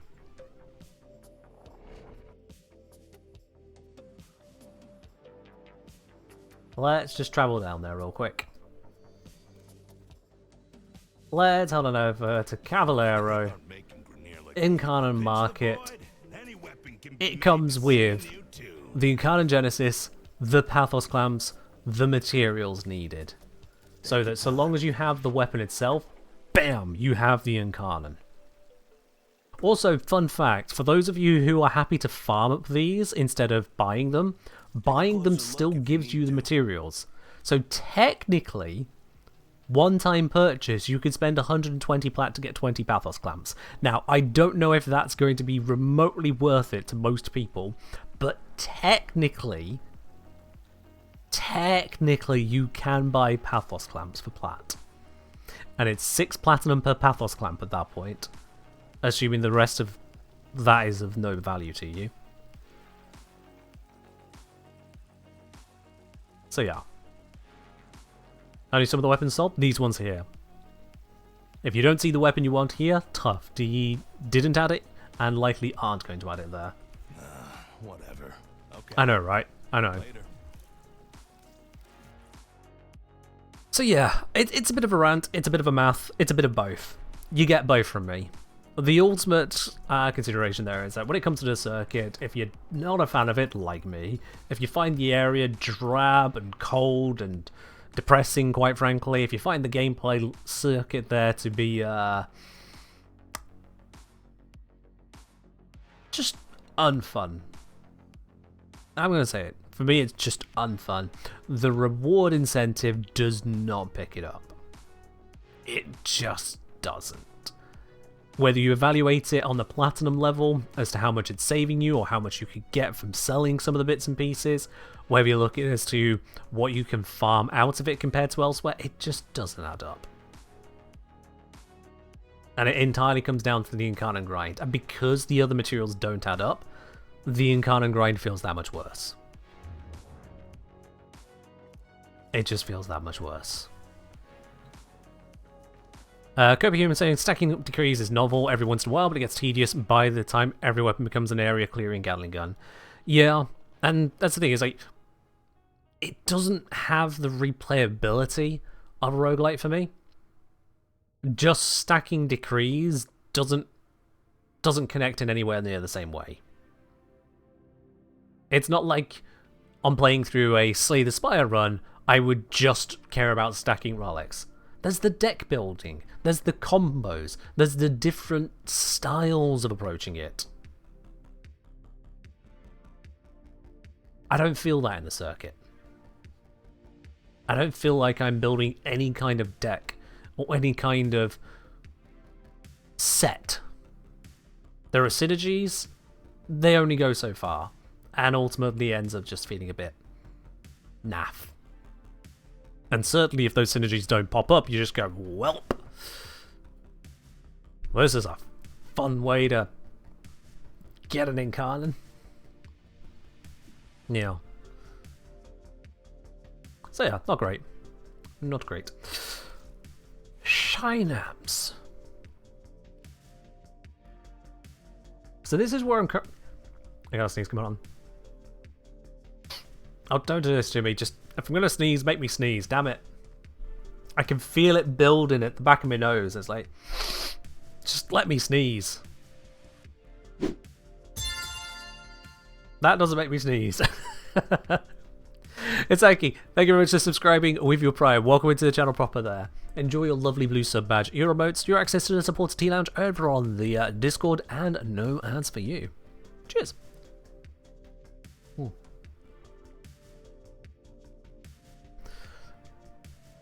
As I'm saying, even to someone who likes Circuit, even I find the time a big ask. It is a big ask. 3 hours in a week, locked in. And I do genuinely think just being able to prevent it resetting at the end of the week would be a huge fix. Just allowing someone to dabble in and out. Other fixes would be nice, but just don't take away my progress. Just that one little bit in itself.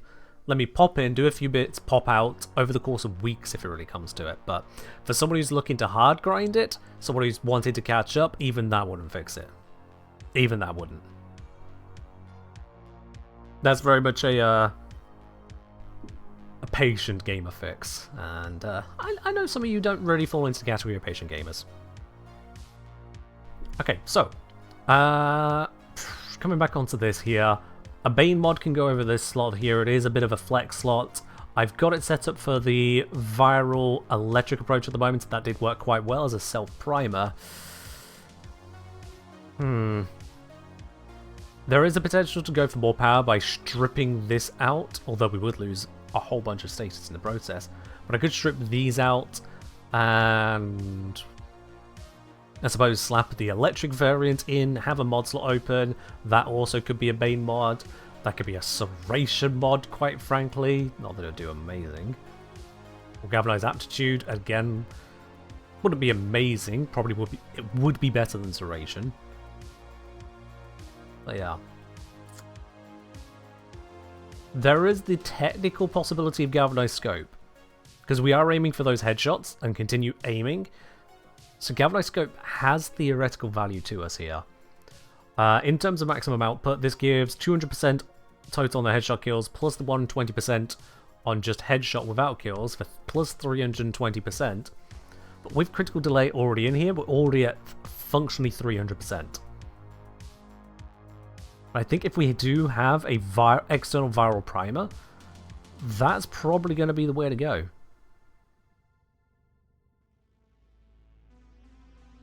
Yeah, let's try that. Let's try Scope Aptitude Approach. How am I going to fit that? Scope can go in as is right now. It's not max rank, so I can't rank it up yet. Aptitude will just have to come in later. Let's try that for the moment. Can I get more power out of this? And will it feel uncomfortable? Now, because I need external viral, let's bring in the external viral in the form of a Verglass, because Verglass is amazing. We all know it.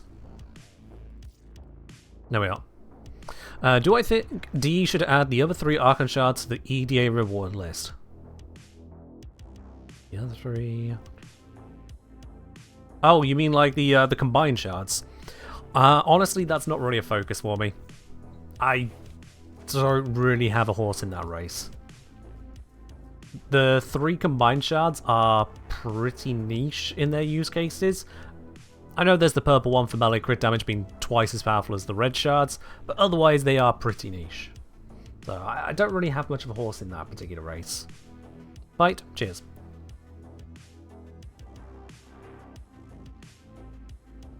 I'm wondering how long it'll be until Archon shards become tradable. I'll be quite honest. I'm wondering on that.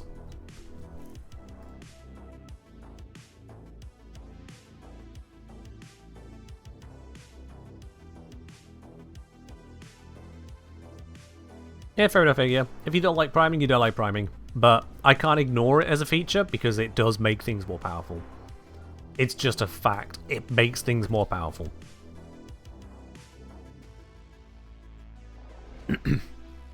Hisaki was saying Archon shards being tradable would upset the market so badly though. Which market? There is currently no market for Archon Shards, so which market could it upset? No way they make Archon Shards tradable? There was no way they were ever going to implement cross-save and cross-play, and yet we managed to get that. There was no way they would make it where the most powerful weapons had the highest riven dispositions, and yet they did exactly that. There is no way they would make it where Steel Path was accessible before New War. They did exactly that. There's no way they would just completely cut Ceres out of the star chart. Oh wait, they basically did that. As well as Phobos, as well as Europa. Actually, as well as the Void. On the path to getting to the New War. When you look at the things that there's no way D would do, they've done quite a bit of it. Never say never with DE. Whether it's adding things or removing things, never say never. With the serious increase in how many Archon Shards we are able to get now, it's not like they are rare markers of a account well leveled. It's not. So the idea of them being tradable honestly isn't that offensive to me. It really isn't.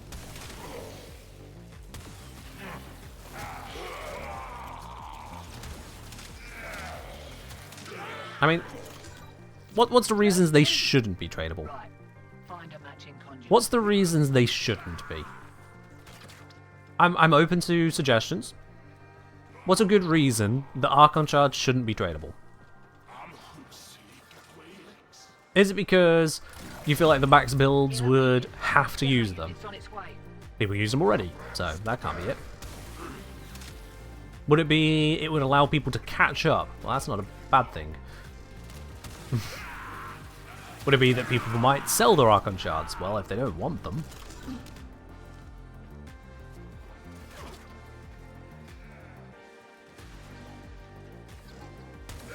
Nope, couldn't shoot that one in time. Companion got it.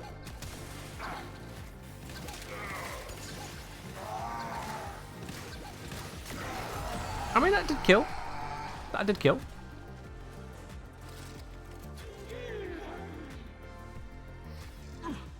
So I'm about to flood the market with 100 Azure Shards. Who knows? But then there'll be people wanting those to make purple shards.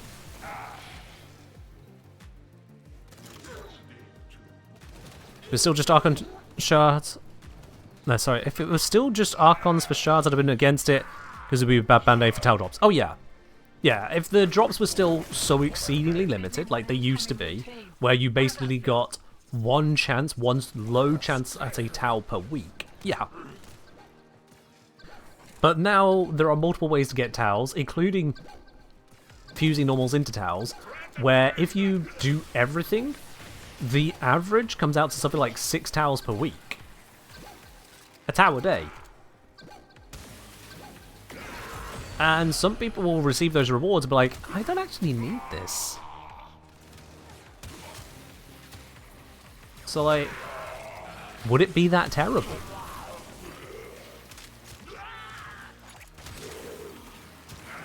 Default say, I would say they don't need to be tradable, but rather to be able to trade them in the Archon shard screen at a ratio to change shards from one color to another. So you don't want them to be tradable, you just want that once you've earned an Archon shard, it can be whatever color you want it to be. Which is a different conversation entirely. Just putting that one out there. That is a different conversation entirely.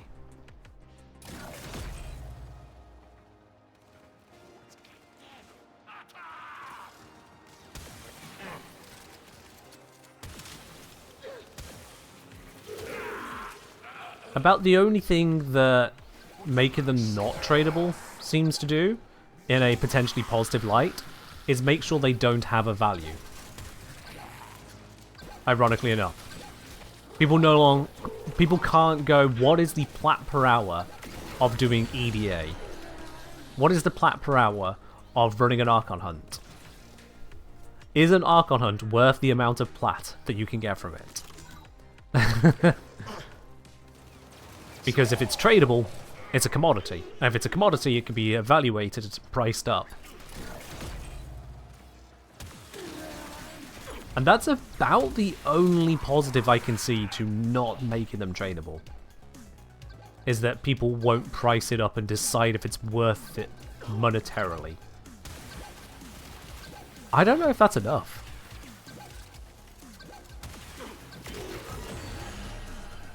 Hope you're not done. Had to pay The Warframe hourly wage calculations. This has felt like a slight improvement to the Synapse, but I gotta say, it's not felt amazing. Oh, this will be a test. Where are you at?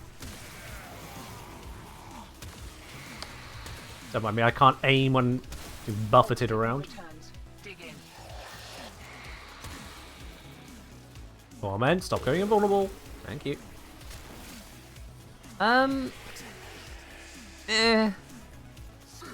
It's still bad against Acolytes. It's just bad against Acolytes.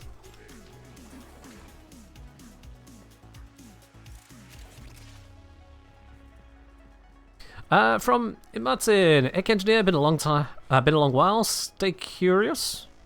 I'm waiting on Warframe on mobile.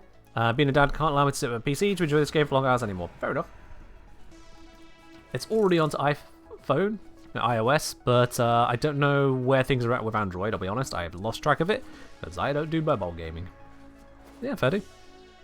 We've got as much as we're Valuable getting. lesson. We are That's one Acolytes in Sims, one more reason to go mission. Valid, yep. That's why we're doing it.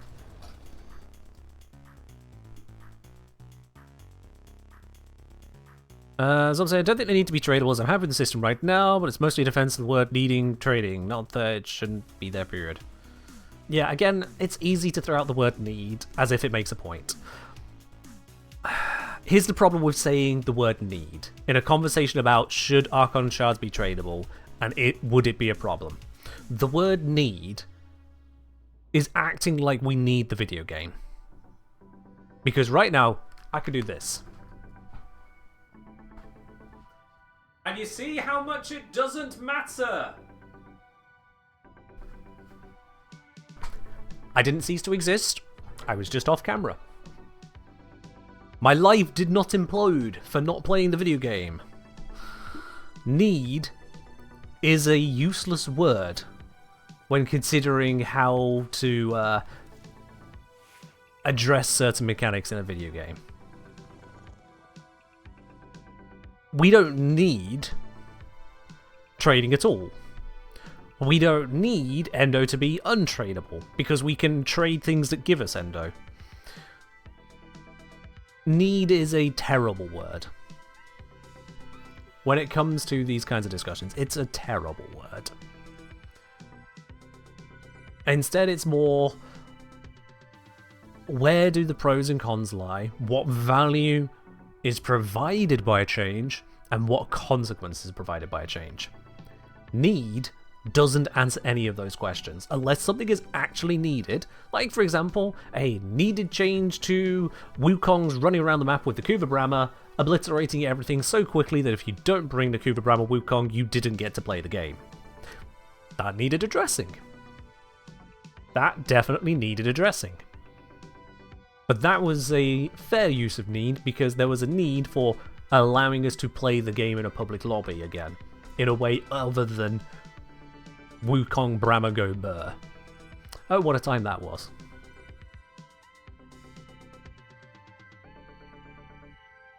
When it comes to Archon shards, need doesn't come into the equation. Not for this kind of combo. And that's why I roll my eyes at anything that talks about need. Because it just didn't work. You never seen that? Glad I wasn't here for that. How long ago was it? It was a while ago. And the solution came down to two changes. One, D made it where clones like your Wu clone would use up your ammo, because previously they didn't. Wukong had infinite ammo on his Spectre, so it would just go blam, blam, blam, blam, blam. Second, they made ammo on AoE weapons, by and large, much worse. The Tenet Envoy somehow dodged the biggest part of the nerf, but almost everything else got heavily hit if it was a big AoE weapon. So like the Kuvazar, you can see he has a magazine of only 5, and its ammo pickup is 1. That's a big damn deal. Side current crew guy? Yes. On-call crew ignore the ammo limits of weapons, and so they kind of go bonkers. Imagine if you could have an on-call crew at all times while playing Wukong. And then put it into every single relic fisher everywhere, whilst also having more power behind the weapon than they do today. Because I think the Kuva Brahma also got actually nerfed in the process. Does On-Call Crew use your mods? Yeah. They use the modded weapon exactly as you give it to them. So imagine every relic fisher being filled with Wukong Brahma On-Call Crew. Every time. All the time. There was a lot of it.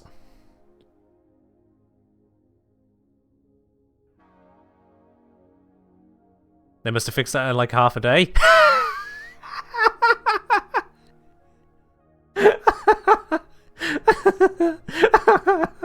Oh, that's a good one. Oh. Yeah, no. It was a thing for a while.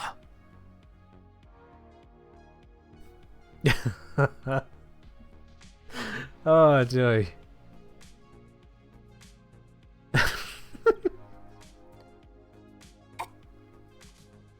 That was precious in its naivety right there.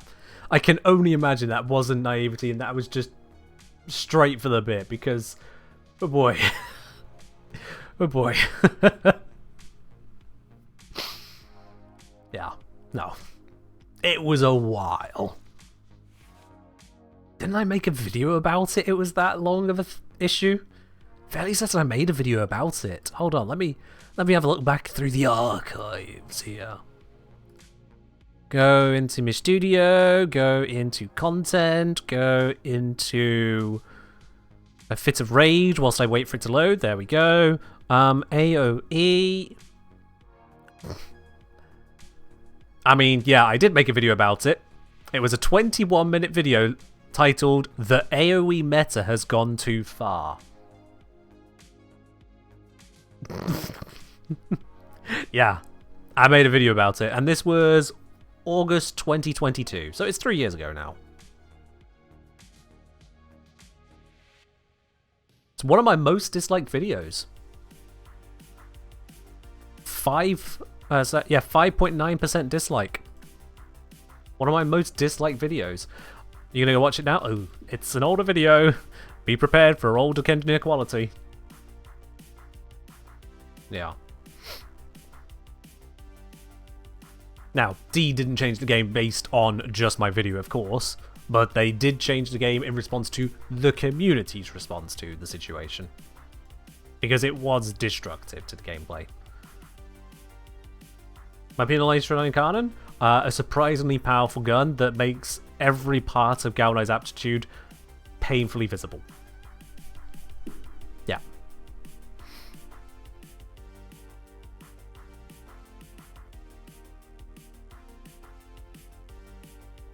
We went from really big AoE weapons to smaller AoE weapons in the form of Incarnons? Yeah. And Incarnons need charging up, and that's supposed to be kind of the balancing factor. That not only are they later game weapons, you charge up the weapons, you burn through the charge, you have to recharge the weapons. It's not just enter mission, bam, bam, bam, bam. You also can't put the Incarnon form onto a Wu clone or something like that. So that reduces the effect. You have to use it, not just some aimbot you summoned with your first ability. There you are. This problem made Wukong players disliked by a large part of the community. Yeah, people attributed the issue to Wukong rather than the blappening. Yeah. How do I compare the Mitre versus the later Incarnon? I feel, despite their apparent similarities, they actually play quite differently. Despite their apparent similarities, they are a bit different. Beside that, they're both amazingly powerful. They're both Incarnons that don't lie about being Incarnon tier. I joked with Brozyme not that long ago that when it comes to tier lists, because you get people that complain about tier lists, you get people that complain about the power levels and how they're adjudicated. I joked with Brozyme that instead of having your typical S, A, B, C, and D tier, instead, for anything worth talking about, you should move to a very simple system of A, A+, S, S+, S++. So if someone turns around and says that your weapon is S tier, you could be happy now. It's S tier, okay? You're good. It's fine. Pretty much every Incarnon, most Incarnons, if not all of them, sit at S tier. It's amazing. It's just some of them are S+ or S++. They're S, but... And in terms of the Mitre and Latron, they're going to be in S+ or S++. They're right the way up there. It's hard to do much better. Okay, saying that's why Brozyme now ranks Nemesis weapons as excellent, good, or MR fodder. Fair enough. F tier reserved solely for the Stug. Where's the lie? Bolt or Incarnon? It exists, yep. Also in the S tier. Race say, I'm a tier list purist. There should only ever be one thing in S tier because that is sacred. That's like your opinion, man. Alright. I need to get this max rank so I can form it again. So let's just go get it ranked up. Let's go slam it straight... I'm not going to remod it. Let's go slam it straight into that survival. Get some levels on it. Move on with my life. Have I got a boost? I've got a blessing. That's good enough. I know, Ray, yeah. You still chose to voice it. So you were looking for feedback of some response on it. My response is... To each their own. Torrid is S++? Yes. Yes, it is. They're trying to choke you out. Hold on. I'm sending auxiliary life Alright. support. Force blast Synapse because AoE go bare. Now if I just stand here for a bit, how much can I get done? This has got a nice range on it, by the way. Like, that is reaching pretty far for a no-range boost laser beam. I like that. When you compare that, I think Lizzie has a base range of just 10 meters. Yeah. Let's pick up the loot. Come back to my spot. Reactivate the blast. And keep murdering. The turret is so good if you stop using it. That's a mood. I know exactly what you mean. Come on, get closer so I can kill you. I have got the perfect spawn room here. I can just hold this spot. This is ridiculous. It's not as powerful as the Torrid, but it's right the way up there. But just how ridiculous this is with the Force Blast effect added in, with the extra viral spreading for my companion. Nom. But that is Force Blast and bonus spreaded viral. With Verglass go Burr. It still will struggle against a Acolyte. What bonuses do I have on the Synapse? It's got the Electric Valence. Which honestly, I'm not sure if that's the one I want to keep or not. I don't know. I think I might want a heat bonus on this one. Heat will allow for both blast or heat viral approaches. Pretty easily. I'd be able to get the blast in a single mod of cold rather than having to go heat cold. I'd like. What's my favourite primary, secondary, or melee weapon in terms of fun to use? Is it the Foreman? The Foreman was great for a very, very long time, and still remains a satisfying weapon to use. If the damage numbers weren't an issue, I think the Bursting Incarnon would be an easy winner. But because of the damage number issue, I think it's tied with the Foreman for me personally. Melee weapons do not come close. Melee weapons just are not satisfying in the same way for me. That's why you almost never see me meleeing. How am I doing on the levels? We're up to 24. Before anyone thinks this is an amazing farm, we didn't start at 0. Okay, my companion killed that lot. Kill stealer.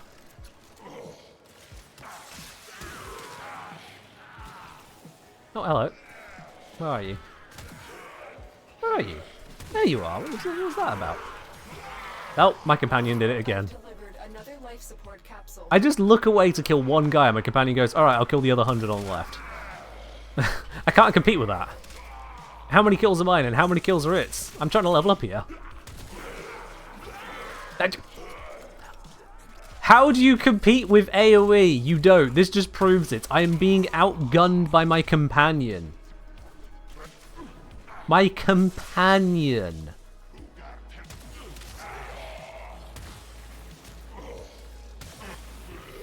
I have burst AoE. It has super AoE. No, don't kill it. Don't kill it. It's my kill. My kill. At least Blasco Burr.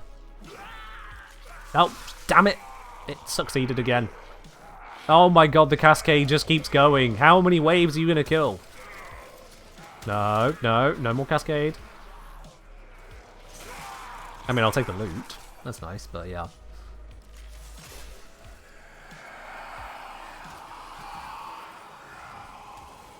Hi, Mania. Did they just start dancing in front of me? I'm pretty certain they're supposed to kill me, but it looks like they just did the slowest dance move ever and then perished.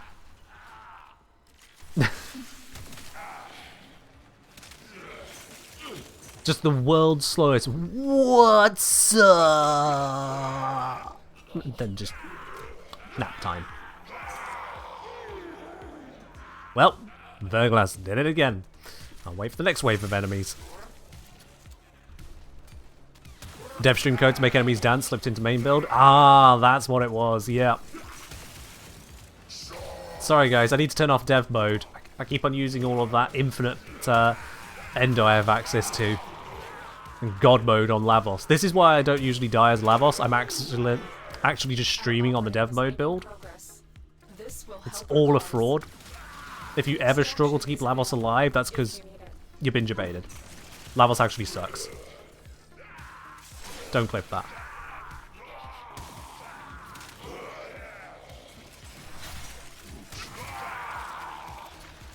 Alrighty, level 29, just a bit more to go, but I think we got 2 former in, so it's actually quite a bit to go.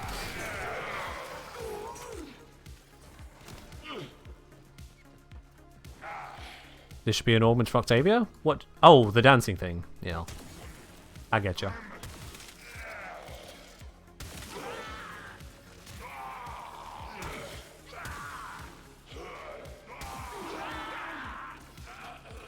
No, don't.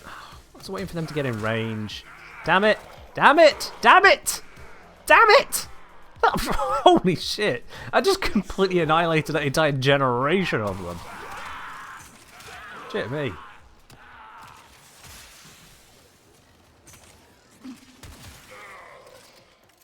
Verglas, you're outperforming. It is just so good. Verglas Contagious Bond is stonkingly good for missions like this. It's so easy to get the enemy density required, and it blaps. Can this compare to the Tenet Galaxian without the chaining? That's a good question, actually. I haven't looked at the stats to compare across there. Oh my god, I might actually be struggling to get the kills here. How many kills we had? 882. And how many of those are companion kills? We will never know, because D decided to not give us that information. But I can bet you it's a ton.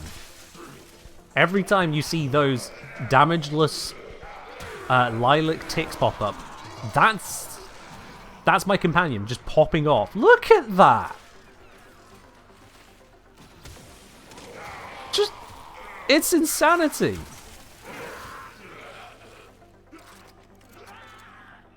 Yeah, give a companion a Warframe primary weapon, give it the Galaxian, allow us to mod it to the 9s, give it aimbot, infinite ammo, and then give it the mecha set, basically. It's a Galaxian aimbotted with the mecha set. Near enough. A mecha set that it can trigger on any enemy, rather than finding a specific one. How busted would you think do you think it would be if they made it where the mecha set could trigger on any enemy? And that's basically what we've got here.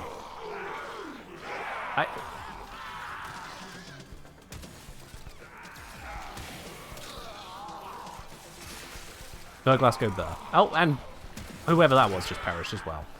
Well, isn't that wonderful?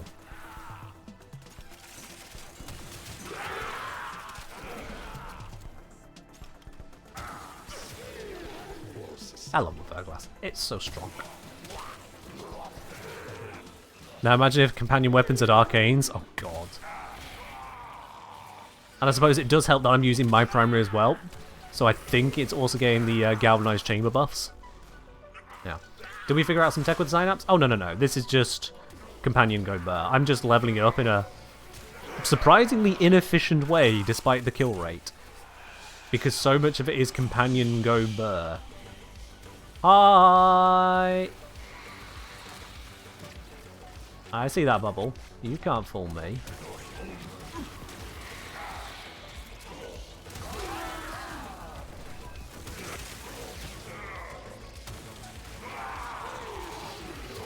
Got him.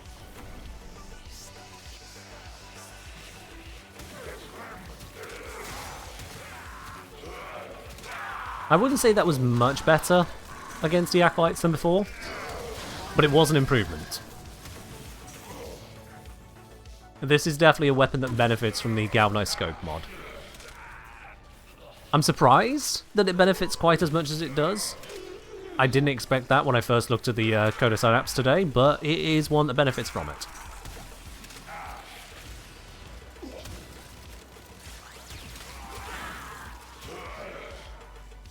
Plus red crits go burr. That is nice. My Sentinel isn't priming for me, I'm priming for it. Where's the lie?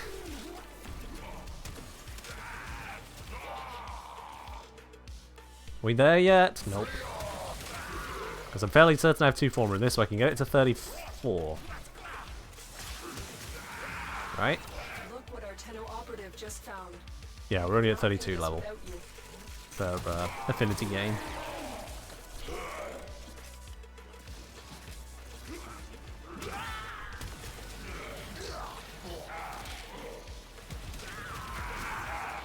I can't see what I'm shooting, but it must be enough because things are dying.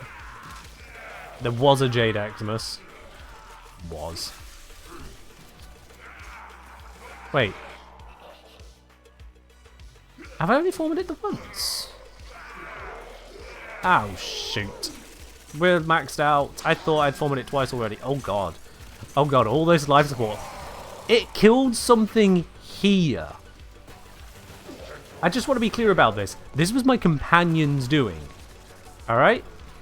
I was stood here 81 meters away.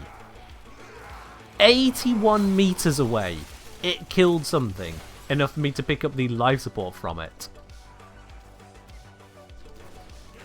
That is functionally an 81 meter AoE with some slight wiggling around orbs. Even at straight line, that's going to be something like 60 meter AoE.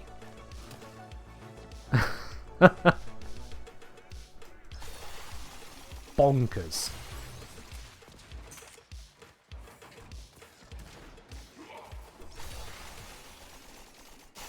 What's the range of my companion? The map. Not the corridor, not the room, the map.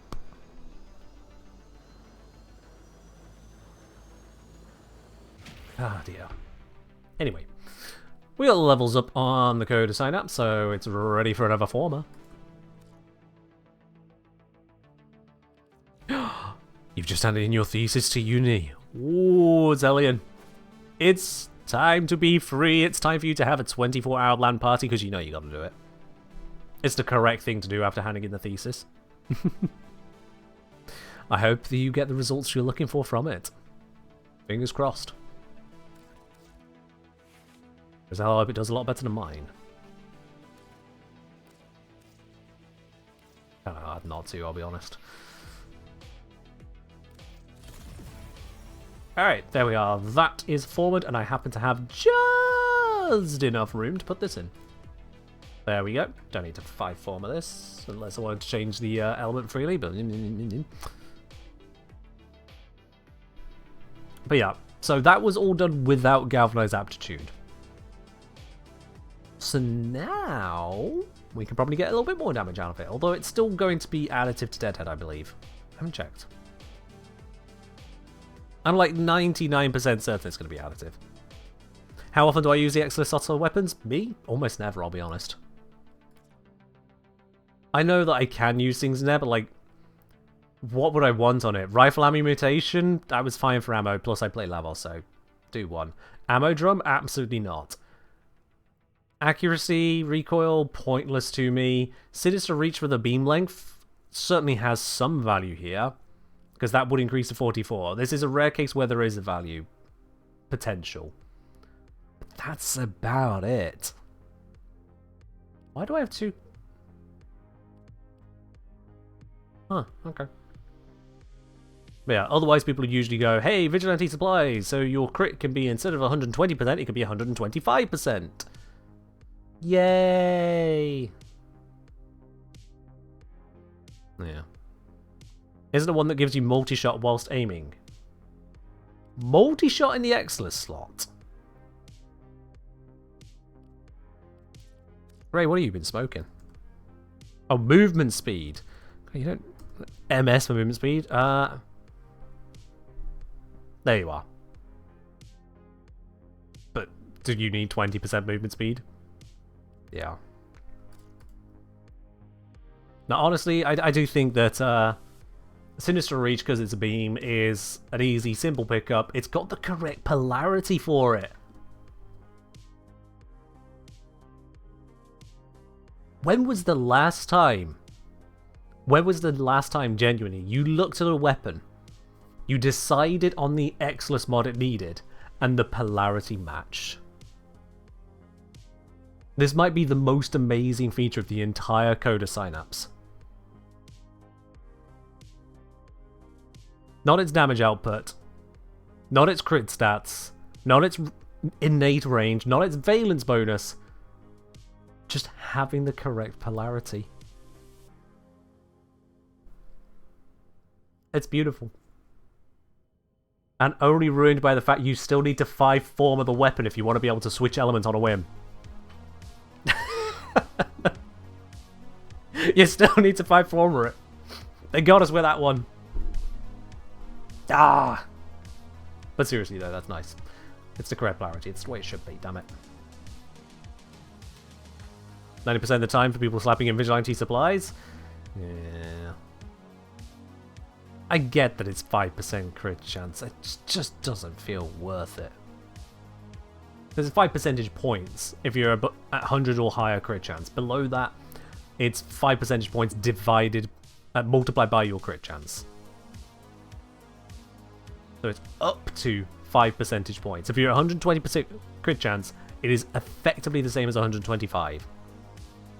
Effectively the same. The damage output will be the same as 125. They are. With Sinister Reach, I might be able to shoot things as far as my Sentinel. Even at 12 extra meters, 44 meters. That's not going to do the same as 81 meter Sentinel, is it? How come raffles turned into free stuff now? Because, Ellie, the raffle command kept bloody breaking. It seems that somewhere, somehow, the bot has decided because there is a deactivated default raffle command, it's going to just not work. Because the default commands cannot be modified. I can't go into the default commands and change their text. I asked Stream Elements about this. You just can't. You just can't. And it's just... Of all the things they could do... to hard code commands that are just response commands seems terrible to me. This is why when the bot responds to you, it says you successfully bought 1 ticket. Because I can't tell it to have a different response. This is why if you try to buy a ticket and you already have a ticket, it throws up that slightly confusing error of, was it something along the lines of can't enter too many tickets? Someone who's already claimed a ticket, can you quickly try to grab a ticket so I can see what it says? Thank you, there it is. Failed to enter giveaway, too many tickets. I don't want that response there. That response doesn't help. If someone was trying to redeem that for the first time, not realizing they just redeemed a ticket sometime earlier in the stream, that to me says you can't enter the giveaway because there are too many tickets. When it actually means you are already in the giveaway, you can't buy more tickets. But that's not what it says. And I wish I could change that. I genuinely wish I could change that. But I can't.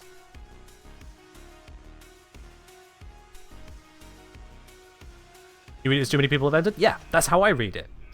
It's what it says. And it's why usually when we have a large number of new people coming in, grabbing tickets, it's why I have to go the whole, and if it says, too many tickets, failed to enter giveaway, it's because you're already in the giveaway, you're good, you don't need to call the bot again, blah blah blah blah blah blah blah. I shouldn't have to explain my own bot. Unfortunately, it's still one of the best options out there, even with the stupidity that Stream Elements brings to the table. Also, I will never ever ever ever ever touch their sponsorship stuff. I don't care they partnered with Twitch. If anything, that just made me trust Twitch less. I don't trust Stream Elements in terms of sponsorships, and the sponsorships they offer. I think a lot of you would decide not to watch me anymore if I took some of their stuff. Yeah. There's a hard-coded option, it should be you're already in the giveaway. Yeah, or at least say that bit. Or you have already redeemed the maximum tickets. Because that's what it's actually trying to communicate. You have already redeemed the maximum number of tickets. But it simply says none of that. It's pulling an Archon Vitality. I'm joining Brozyme on this one. It's pulling an Archon Vitality, where all these words are written down, and only like 4 of them are correct. It's just as good as that, and it's like, oh man.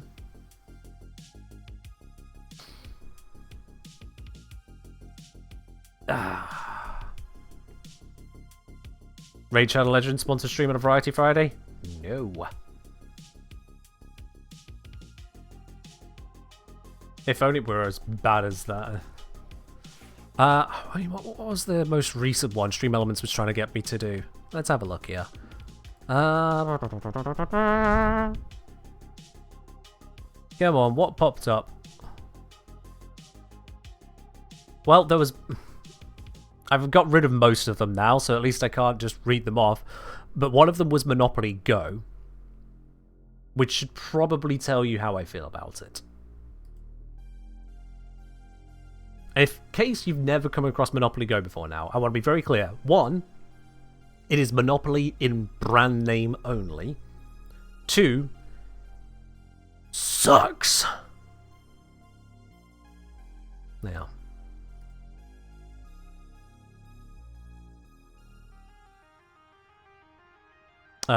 Did he say did 4-hour Warframe streams? Streamlabs dropped his sponsorship for some Marvel games. Streamlabs? Okay.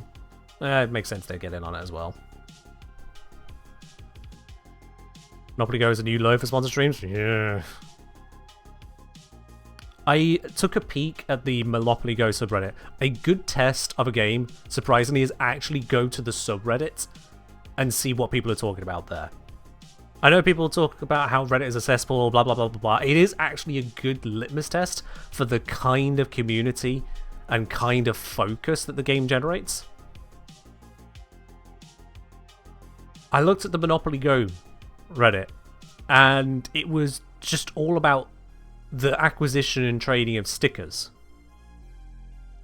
I spent a while looking for the gameplay before realizing that was the gameplay. That wasn't just some ancillary other feature that got people buzzed from an update. That was the gameplay. I was just say, I'm in awe.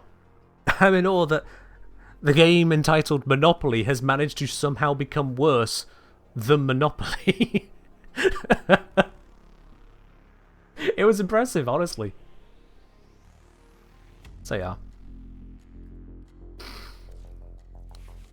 When that's the kind of sponsorship I could be offered, it's already a very low bar. But if that was it, that wouldn't make me upset with Stream Elements. The reason I will never ever touch a Stream Elements sponsorship, and the reason why I also now distrust Twitch with their sponsorship board, because they partnered with Stream Elements, is because that I looked into the details of multiple different ones from Stream Elements, multiple different sponsors they were offering to validate what they're actually requesting.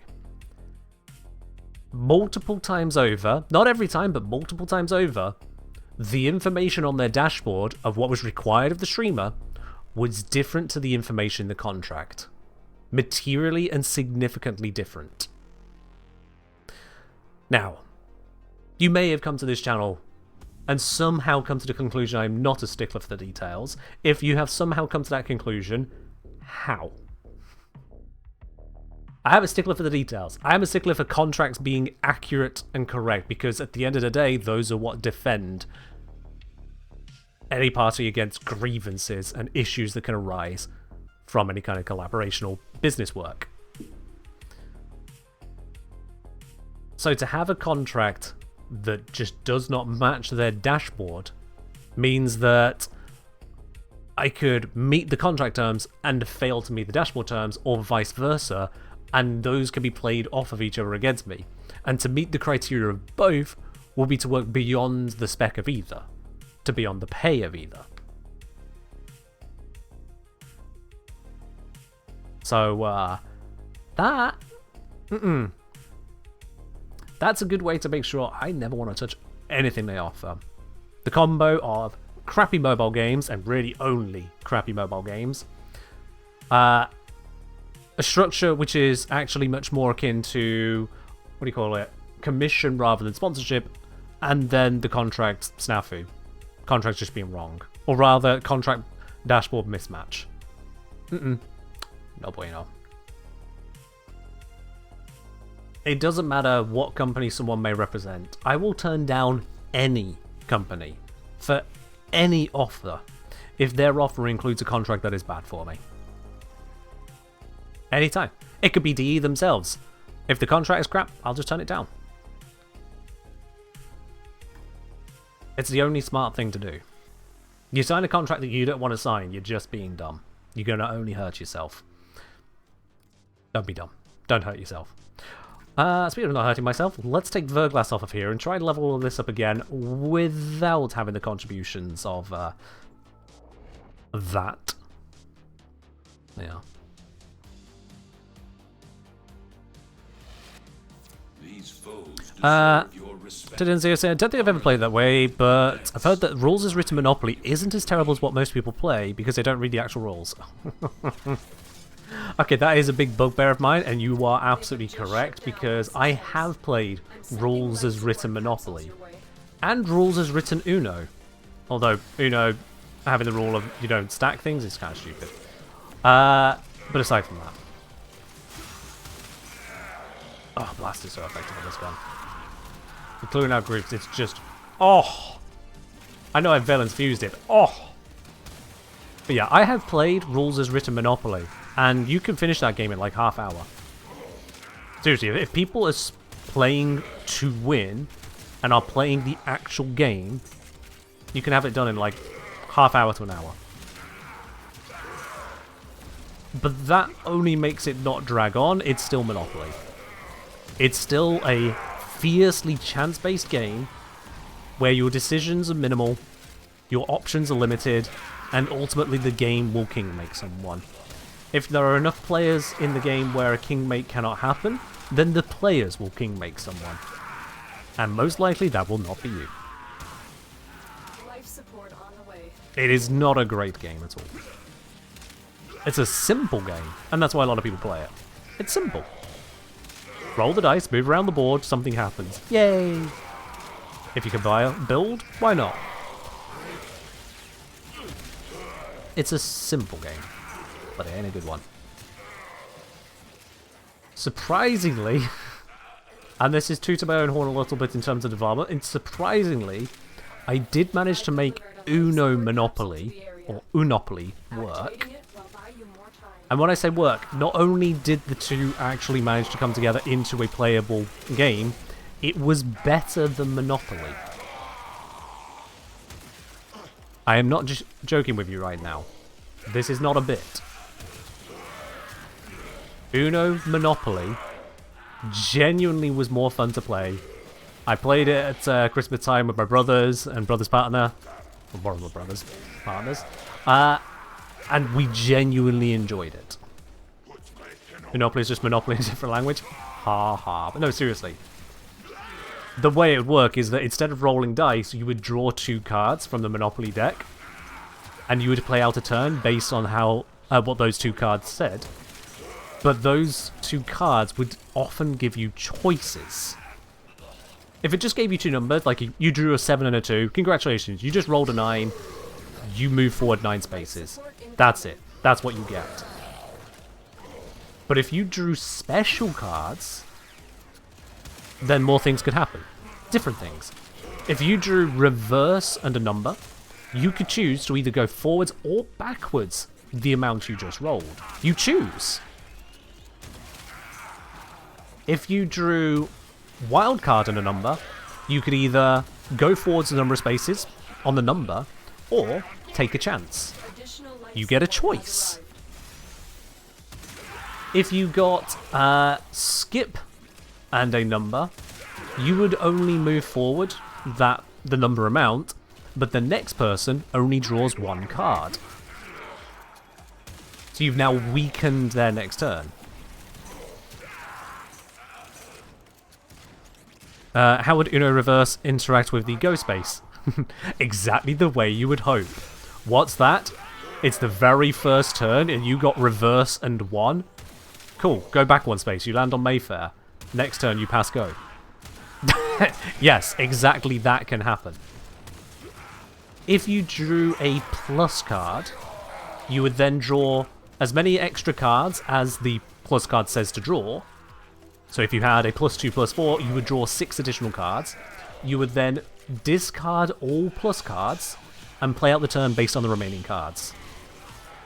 Which means if you got +4, +4, you draw 8 cards and then you just drew all numbers, you would move forward an absolutely stonkingly large amount.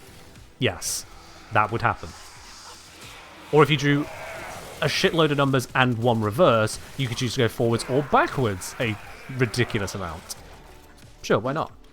I should write up these rules somewhere. I did. It's on my Discord, by the way. In the Miscellaneous Games Forum. And then there was also rules when it came to if you drew more than 1 special card. If you drew 2 or more special cards, the numbers no longer apply, unless otherwise called for, and instead you would play out the matching double special card rule. If you drew 3 or more special cards, you could choose which 2 to follow. The +2s and +4s happen first. So say if you drew a skip and a +2, the +2 says you drew 2 more cards, and now you've got a skip, a reverse, and a wild card. You're like, okay, I've got 3 special cards, I can pick any 2 of them and make that my turn. My favourite is if you draw wild card, wild card. It is very hard to draw wild card, wild card. Very hard. But if you do draw wild card, wild card, the rule is choose any square on the board. You land on that square. That is a king-making card draw halfway through the game. At the start of the game, it's funny, you can choose to land somewhere. Late game, it's funny, you can choose to land somewhere safe. But mid-game, you really need to finish that set? You just did. Just like that. But it's such a rare one to get. It's one of those, oh my word, the world just changed kind of cards. And the thing is, it's no more unrealistic a turn than just landing on it. That happens all the time as well. But it feels so much more amazing because you get choice. And that is a big thing that is missing from Monopoly. Choice. Monopoly gives you choice, and that's what made it so much more fun. You felt like you had a part of the game. You felt like you could employ more of a strategy to achieve the basic requirements that Monopoly was always pushing you towards. If you were coming up towards death row of someone's entire siege of hotels or something, and you then drew number and reverse, you laugh as you get to instead go backwards away from death row. Or likewise, if someone is coming up to a death row and then you hit them with a skip, they can only draw one number or one card. They're probably just going to get a number. They are going to squat onto death row and hate you for it. So yeah. And thank you, Ellie, for linking it.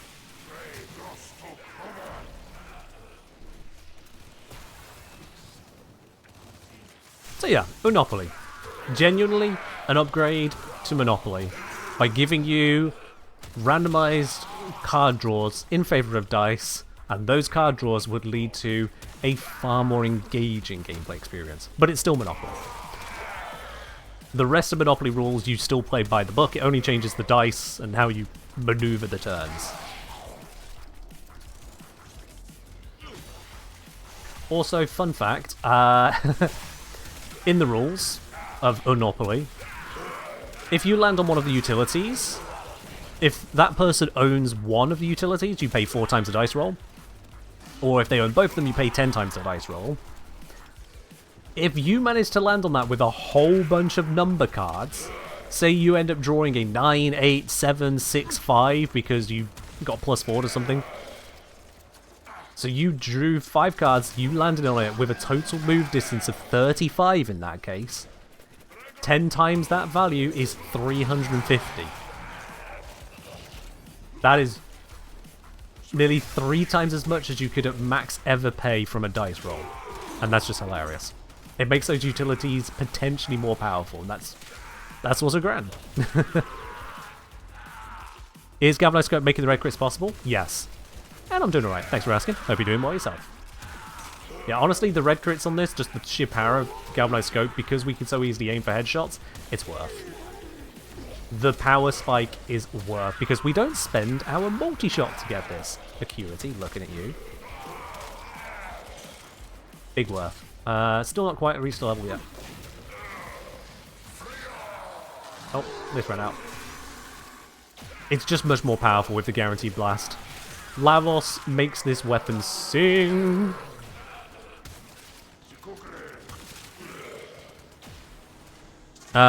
Did you say the only downside is you have to buy both Monopoly and Uno, which isn't a huge cost, but it's still a cost. Yeah, there's that. I mean, if you're already going to play Monopoly, then you already have Monopoly, and Uno's not that expensive. Or if you don't want to play Uno, you can always just write your own cards. If you don't sell them, it's not illegal.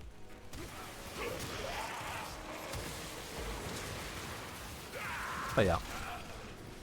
Level 34 with Dunzo, and in less than 10 minutes. Bollocks, got stuck. You only have Uno? Fair enough then. You can always make your own Monopoly board. I think that might actually be easier than making your own Uno. To be quite honest. You can find loads of pictures of Monopoly boards. They're really easy to copy/print. And then the actual property rules are also really easy to get a hold of. So yeah, it's an option. Again, just don't sell it. You strike to win. The lesson ends. Monopoly has some fun potential. The card-based nature means you can throw in some fun wild cards. I mean, the wild cards are already in there, but yes. I would recommend play as is before changing the rules further, because it's been play-tested and works well. So, try it as is. I want to remind myself of the link. I just want to read through the other rules because I've forgotten them, but they're good. Give it a moment to load. Alright, yeah. There's even patch notes. Of course I put patch notes. So yeah, if you draw two cards, one of which is a number and one of which is a special, number and skip, you move the number card or skip your turn. Oh yeah, that was a choice. It wasn't the next person draws one card. You can choose to just skip the turn. That was what I changed it to. Number in reverse, you move either forward or back with the number. Number in wildcard, either move the number or take a chance. Number in draw card, draw the additional cards as shown, and then follow the new process. For 2 or more special cards, you can choose skip and skip. You lose your turn, but keep one of the skip cards as a get out of jail free card. Skip and reverse, you lose your turn. The next player draws 1 card. If it's a number, you either go forwards or backwards that amount immediately before their turn and play out that space. And part of the decision on that is because you can see the number that they're about to move, you can make your decision based on that. Skip and wildcard, draw a community chest card. You may pass the effect of that card onto the next player instead of yourself.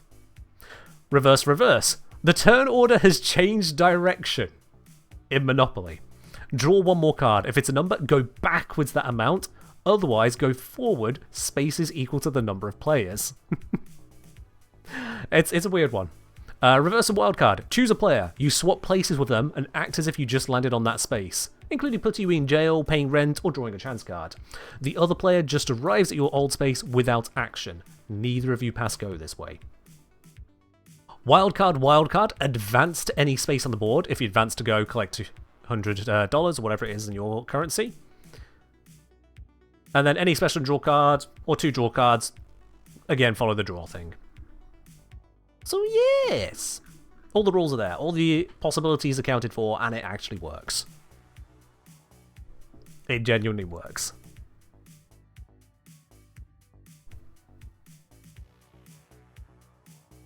So yeah.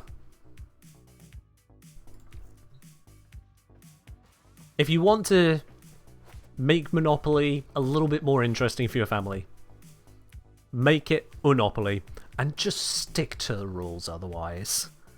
None of this money under free parking stuff. None of this, oh, I'll let you off the rent stuff. No. None of that BS. The fines just go to the bank, they're gone. There is no extra money for landing on go. There is nothing waiting at free parking other than a safe space where nothing happens. So yeah. I guess 10 could be added to the power set as there isn't 10 in Uno usually. Just as a thought. I'm just trying to remember. Uno standard cards. So if I recall correctly... Yes, I do recall correctly. They do include zeros. They do include zeros, which means it is possible to draw 0-0 in Monopoly. And if you draw 0-0, you have to go forwards a number of spaces equal to the result of your numbers. 0-0 is 0. If you landed on someone's hotel last turn, and you're like, at least I can finally get out of here. 0-0. Does that mean I land on the hotel again? Yes, it does. If you move 0 spaces, you re-land on your current space. If you draw reverse at 0, you can go forwards or backwards. 0 spaces. It is exactly as cruel as it sounds, and that's part of the fun of Monopoly. Because I'm fairly certain that happened to one of my brothers, and it was a laugh. From Vermilion, say, worst house rule my fam had was you can only buy houses or hotels if you landed on that space. Oh, God. Oh, that's terrible. What a shitty house rule. Seriously. Where do people come up with these house rules? There's a house rule of you can't buy any property on the first go around the board. Why? Why are we waiting to start the game? There's the house rule of you can build unevenly rather than having to build evenly across your set. No, it's supposed to be a challenge to build it up and drain you with resources to get there. There's the house rule of if you land on a property and you don't want to buy it, you could just skip it. No, it has to go up for auction. Either you buy it or it goes up for auction and everyone can join in on the auction. That's the whole point. The property gets bought up, it gets developed, people lose and other people win. If you don't try to let people win the game, it drags on forever. Yeah, I feel like most house rules of that nature are made by people who don't like losing, forgetting that no one wins if no one loses. It has to happen. In a 5-player game, there's an 80% chance you're going to lose, skill aside.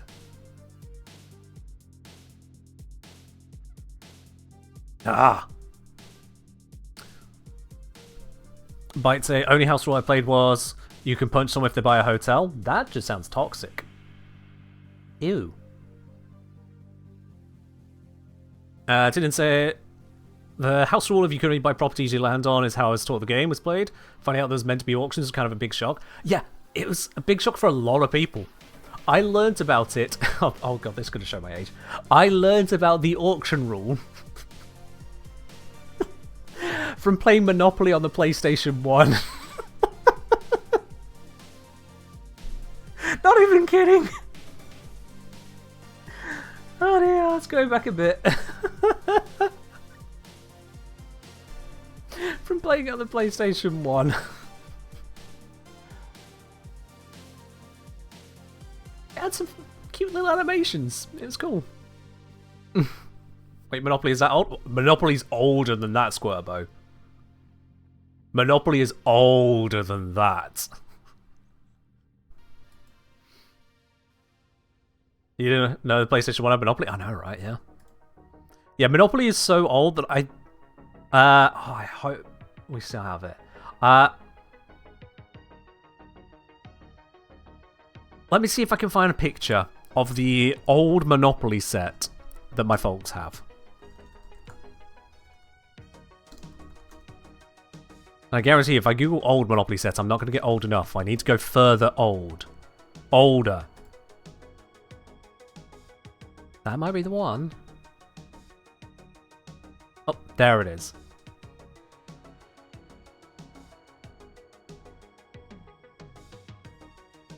Let me just get this onto the other screen.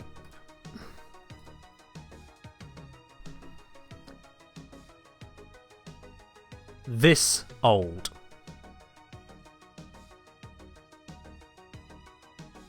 Where almost all of the branding is nothing like you recognize. Old Monopoly. What century is this from? I think it's from the mid-1900s. Yeah. And as someone born in the late 1900s, like, this is what I saw from my my grandparents' house. That's what your grandparents had too? There we are then. Old Monopoly. Now this newfangled count your money with a digital card swipe or something Monopoly. None of this fancy Mr. Mustache Man front and center. No, he's this tiny little graphic up here, half hidden behind the watermark of whichever company provided me this image. This is old Monopoly. Wait, it is old. So yeah, Monopoly is an old game.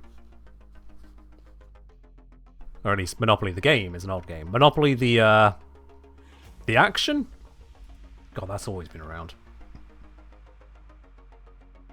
People back then hadn't even fathomed the cell phone? No, I think you're not giving them enough credit. I think they fathomed it, just not in the way that it exists today. The idea of a cell phone would be this weird brick with an antenna sticking out of it. Because the very idea of something that could be portable electronic for receiving communications without an antenna? You need the antenna, obviously. Everyone knows you need the antenna. You can't receive a signal without an antenna. Everyone knows that. I mean, you might get a... It'll be bad. Of course you want the antenna. You want a big antenna, you know? Crisp signal. That's the way I'd seen it. Technology wasn't there yet? The technology wasn't there, but Dreamers were there. Come on, you think sci-fi was written by people who've already seen stuff? Nah.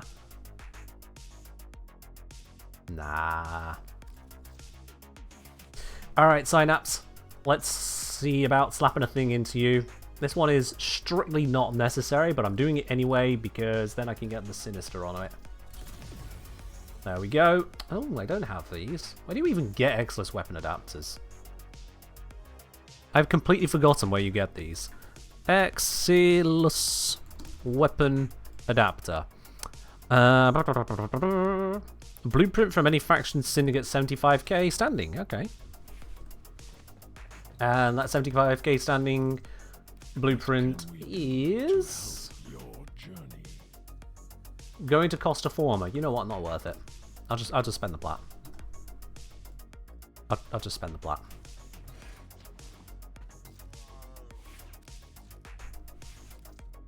There we are. Why build a former to then put a former into it to wait for the next build when I can just have it now? Done.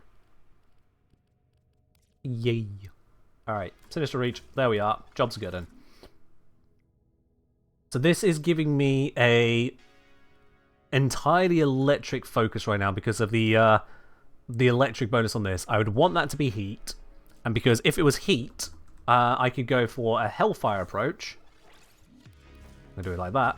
So I could do a Hellfire approach. I could do a Cryo Rounds approach. So then I could have a Blast one rather than Magnetic.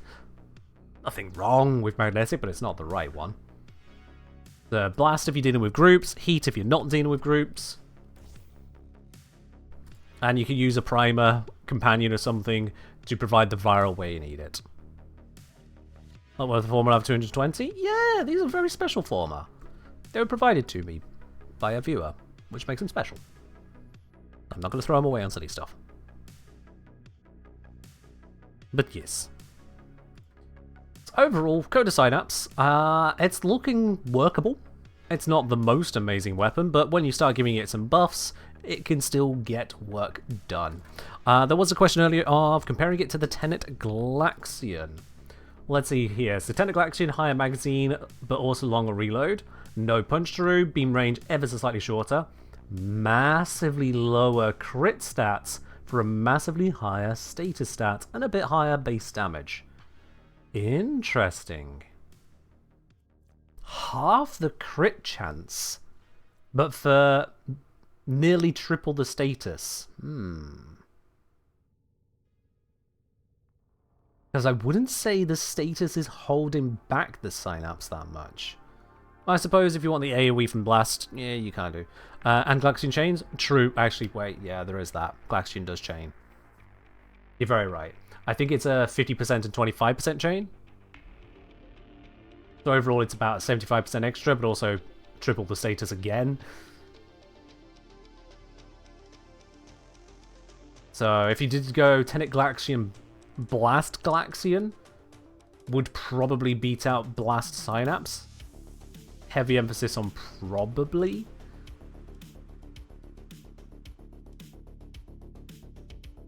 But in terms of single target, that would put the Synapse ahead because those crit stats cannot be ignored. The damage uplift there does not match up to the sheer crit potential. And given that the Synapse is single target, not chaining, that makes sense. But yeah, the Glaxion will probably still come ahead for dealing with groups. That sheer status output, just too much better. Glaxion for groups, Synapse for single targets with optional group capability. And it's not a terrible weapon. It's just not a great one. Now, how do these numbers shake out actually against the base capabilities of the Burston Incarnon? Because base values here, let's note these down. Let's grab a notepad real quick. So we've got fire rate 12. What else can we run? So it's 40% CC. crit damage 2.7, stairs chance 15%, base damage is 26, progenitor of 60%, maxed out. So let's just say that 26 times 1.6, base damage is actually 41.6, viewed through that lens. I've just noted those all down on one side. That is all for the Coda Synapse.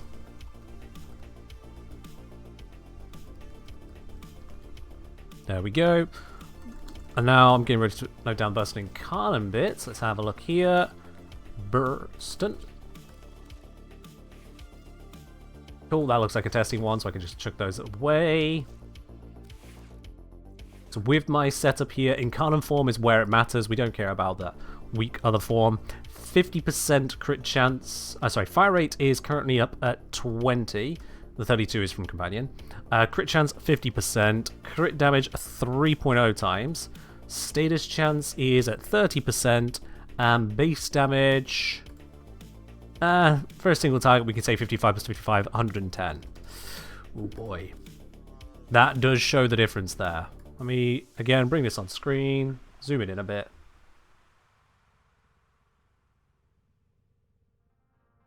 That's the difference we're looking at there. Coda Synapse versus Bursting Incarnate. In fact, I can make that bigger. There we are. Now, even if you're on mobile, that should be readable. The fire rate on the Bursting Incarnate is just much higher. The crit chance is higher. The crit multiplier is higher. The status chance is double. The base damage, I'm combining the 55 direct and 55 radial here, which still just outstrips this, even with the 60% bonus included in there. So in terms of single target, even with the 20% damage bonus as well that Coda Synapse gets on headshots, Bursting Incarnate just annihilates it. Completely annihilates it. And then if we take into account that you get extra punch through, recoil doesn't matter, and that's where the crits are coming from. Yeah.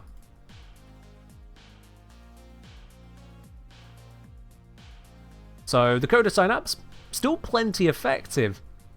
It's just not as effective.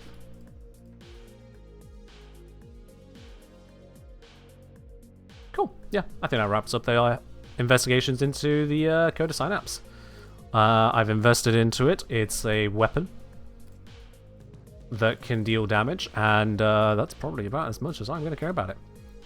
Why are we comparing Incarnates to adversary weapons? Because they both exist, and the Incarnates came out first. So they are a very fair comparison. Not to mention MR requirement, burst is just much more accessible, but the burst does require you going onto Steel Path Circuit, so it's trade off there. But yeah, you can get the burst in Incarnate without having to complete the new war. You can get the Coda Synapse without having to complete the star chart.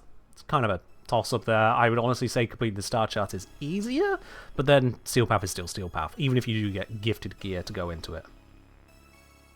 You wouldn't consider Steel Path Circuit to be too bad? No, I wouldn't consider it to be too bad, but it is still a jump in difficulty that players who are caring about difficulty of getting weapons will care about. It's still a change in the nature of gameplay they have to engage with, because either their build is good enough, or they're using the loner ones. The loners can be a toss-up.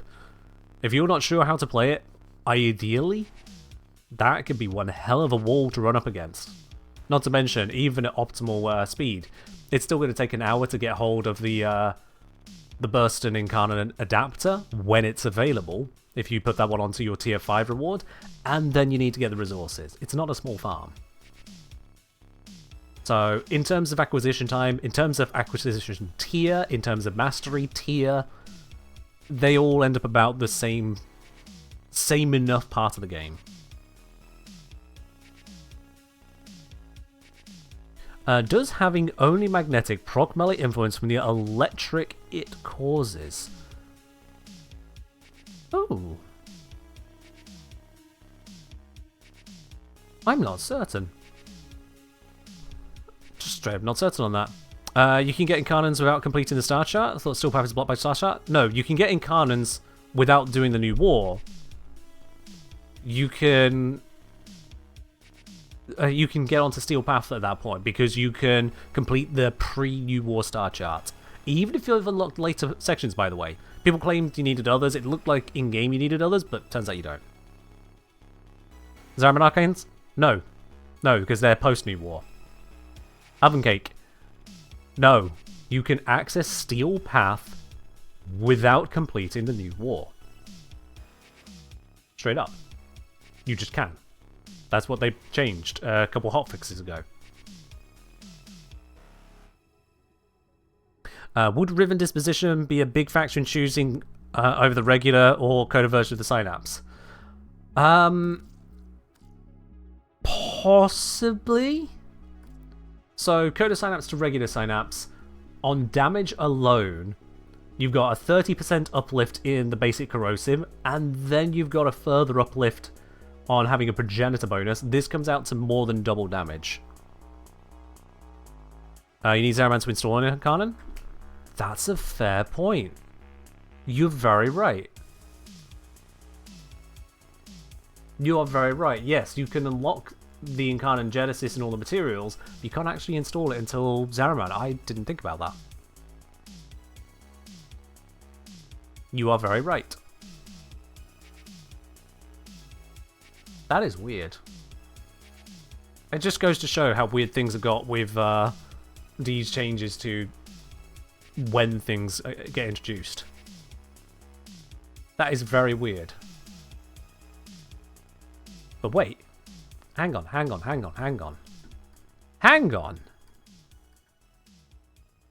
Oh yeah, it's later in. No, there's no hang on. Never mind. Ignore my cries of hang on for a moment there.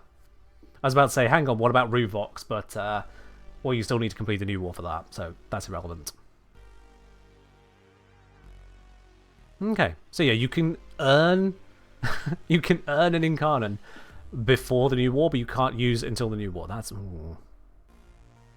probably worth mentioning that to DE, is it? Is it worth mentioning it to DE? I mean, if nothing else, they're probably aware, for starters. But also, is it a problem? Hey, you've got these resources, but to merge them together, you need to get this further unlock. Makes sense to me. You can pick up Riven Slivers, you can pick up Kuva before you can use Rivens. So it's not that terrible.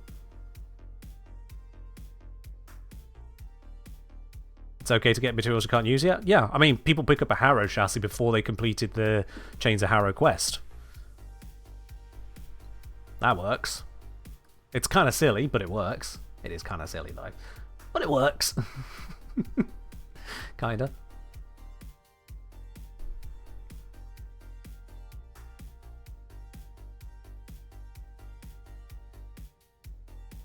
Yeah. Honestly, just saying, I think it's just an unforeseen circumstance. I think the intent is to just make Steel Path access sooner than it is. Yeah. They've made it where Steel Path is accessible back where it was originally accessible because it was introduced pre-New War. That's why Teshin is the one running it. Then in pretty much the next update, it felt like they killed Teshin. Great idea. I went out, hologram Teshin now. And by the way, when they first did that, hologram Teshin was orange. Go figure. I decorated my Orbiter? Yeah, my Orbiter has decorations. Just a couple. Here or there. Please don't mind the pile of egg turds. And then, I put a couple in this room as well. Yeah, just a couple decorations. Keep it tasteful, you know? Don't want to get too crazy. Just nice, simple placements of everything. Hope no one's short on Ender at the moment. You're probably frothing at the mouth now, otherwise. So are Incarnons the strongest weapons in Warframe? Pretty much yes. There are a couple weapons that are non-Incarnon that will do a lot of damage, that keep them up at about the level of Incarnons, but pretty much Incarnons are the top. There are very few non-Incarnon weapons between, say, like Nataruk tier and Incarnon tier. Pretty much. So yeah. What is there left to even think about on the Coda Synapse? Because it's got no augments, it's got no quirks, it just deals a little bit extra headshot damage, fair enough, whatever.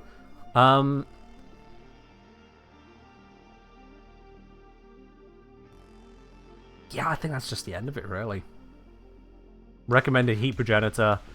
Go either heat or blast for single or multi-target.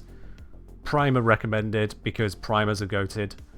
If you don't want to use a primer, you can drop the heat mod because you'll still have your heat here and do a viral approach, but yeah.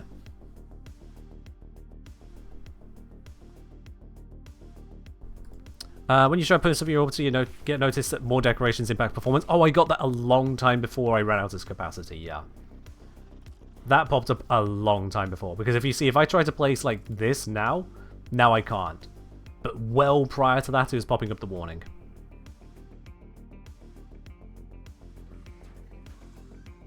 And if I try to place here, all of a sudden I can. But you see, now I'm getting the warning. Placing too many decorations can cause performance issues. And it certainly can. Well, let's not just place that random thing there. They have no clue there's a limit? Yeah, and the limit is per room. So here's a limit, and here is a limit, and then over here is a limit, in here is a limit, and in here is a limit. I believe this section is connected with the foundry section. Let me just check, actually, because there's not much down here.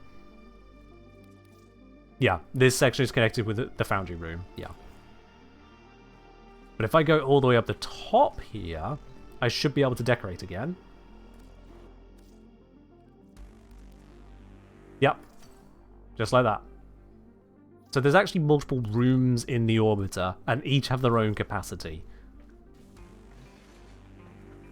So you can use that potentially to your advantage, like putting roaming with drones in a room you're not really thinking about decorating, to reserve capacity in the main room for the stuff that is static. So yeah. That is a thing that you can do. You've seen people make houses in the Drifter Camp? Yeah. I don't really load into the Drifter Camp. It just never really grew on me. But that's a me thing. Drones might be the issue. I mean, they're not that big of an issue. There's only, if I move right there, so yeah, I can get them all on screen. How bad can it be if I can get all of the drones on screen? The drones might be the issue in yours? Okay, yeah, fair enough. They do certainly become an issue. There is a reason why I have a few unplaced domestic drones. They do become an issue. Yeah. Look at them go! I have no idea why they wobble like that.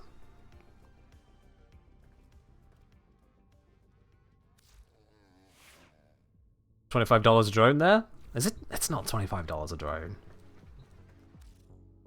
It's not $25 a drone. No. So, a lot of these were gifted to me via domestic drone bundle packs. So at 400 plat per pack there, and each pack contains 6 drones. That is about 67 plat per drone. I can't be bothered to do the math properly. And even if you don't have a discount, 75 plat comes out to £4 for me. Yeah. So unless you're using Zimbabwe dollars... Oh, you meant from QTCC. Right. Sorry. Yes. Well, then yes, it was 25 Canadian dollars a drone. As an incentive to put your own drone down into the orbiter. Yes. Do you think they wobble because they're rolling over the spawn locations of other drones? That would make sense. That would actually make sense. Fair enough. Yeah. Alright then. I've rambled enough. And rambling is one of the complaints that I got on the feedback survey I put out. Apparently I rambled too much on streams and there's too many periods of not gameplay. Yeah, I'm not changing that. I'm sorry, that's a little too core to the point of a stream that I'm allowed to ramble. that I can give you unfiltered Kengineer. Shows I'm a human and not AI. I'm still just AI enough to go, wrong yaw.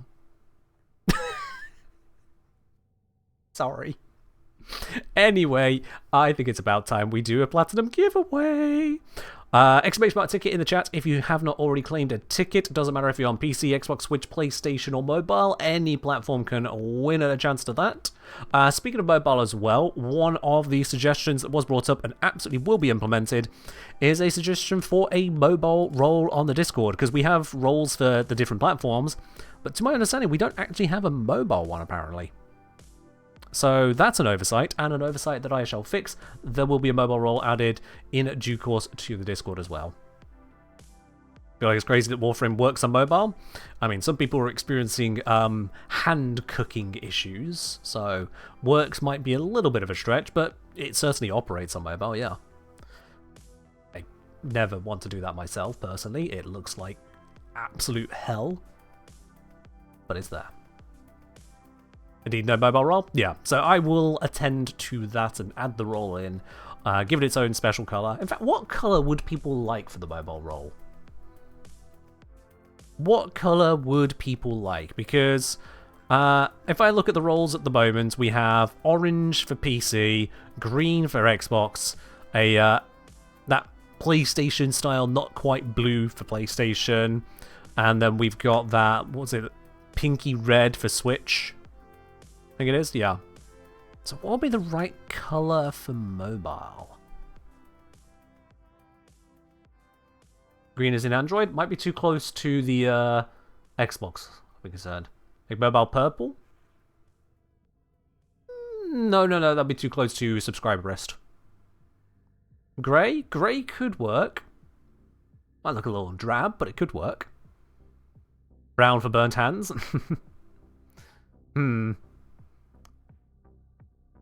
Maybe light cyan?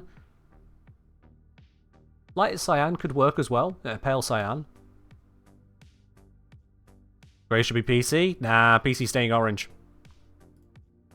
I don't know when it got made orange or why, but it's staying light orange.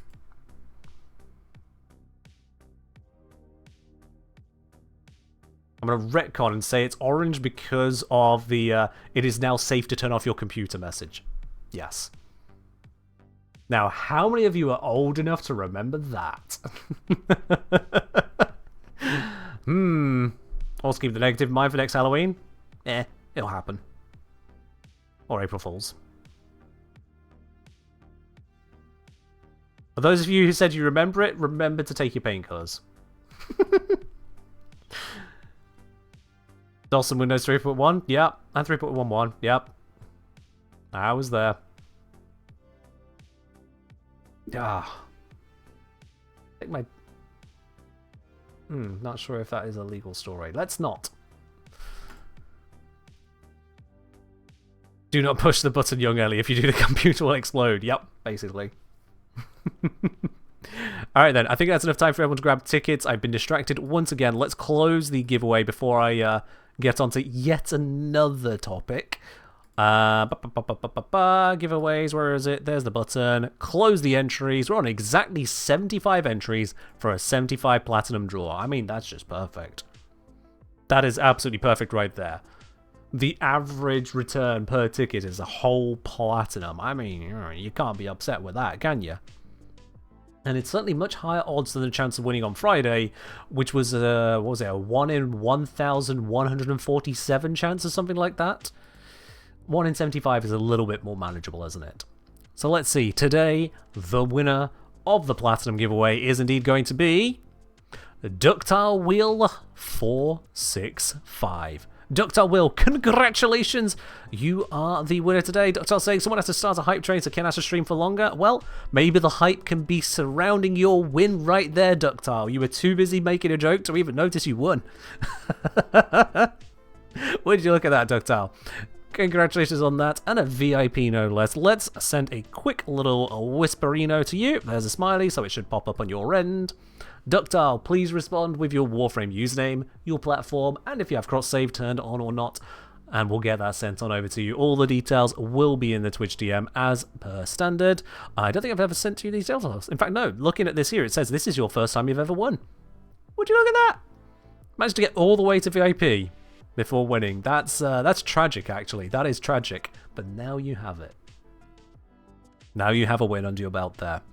And everyone else, thank you very much for joining in on this stream today. It's about time we have a look as to where we can raid on out of here. I know another one of the complaints is that I don't stream long enough, but I'll be quite honest, having gotten up extra early today so I could go help out with a little bit of politics means that I am absolutely tired. So I do need to be wrapping up here. Let's see, where can we raid on into today? What different options might one have if I just open up a twitch.tv and browse to Warframe? Thanks for the stream. You're very welcome, Moon. Prefer a good short stream than a longer rambling one? Yeah. If I were going longer, I would put in a little bit more effort to have more not rambly things, I suppose. Let's see, what we got here. VTuber, sorry, I don't raid that way. We've got Liam we could go to. We've got Gaz we could go to. We've got Barney Jack. Let's go Liam. I think we go Liam today.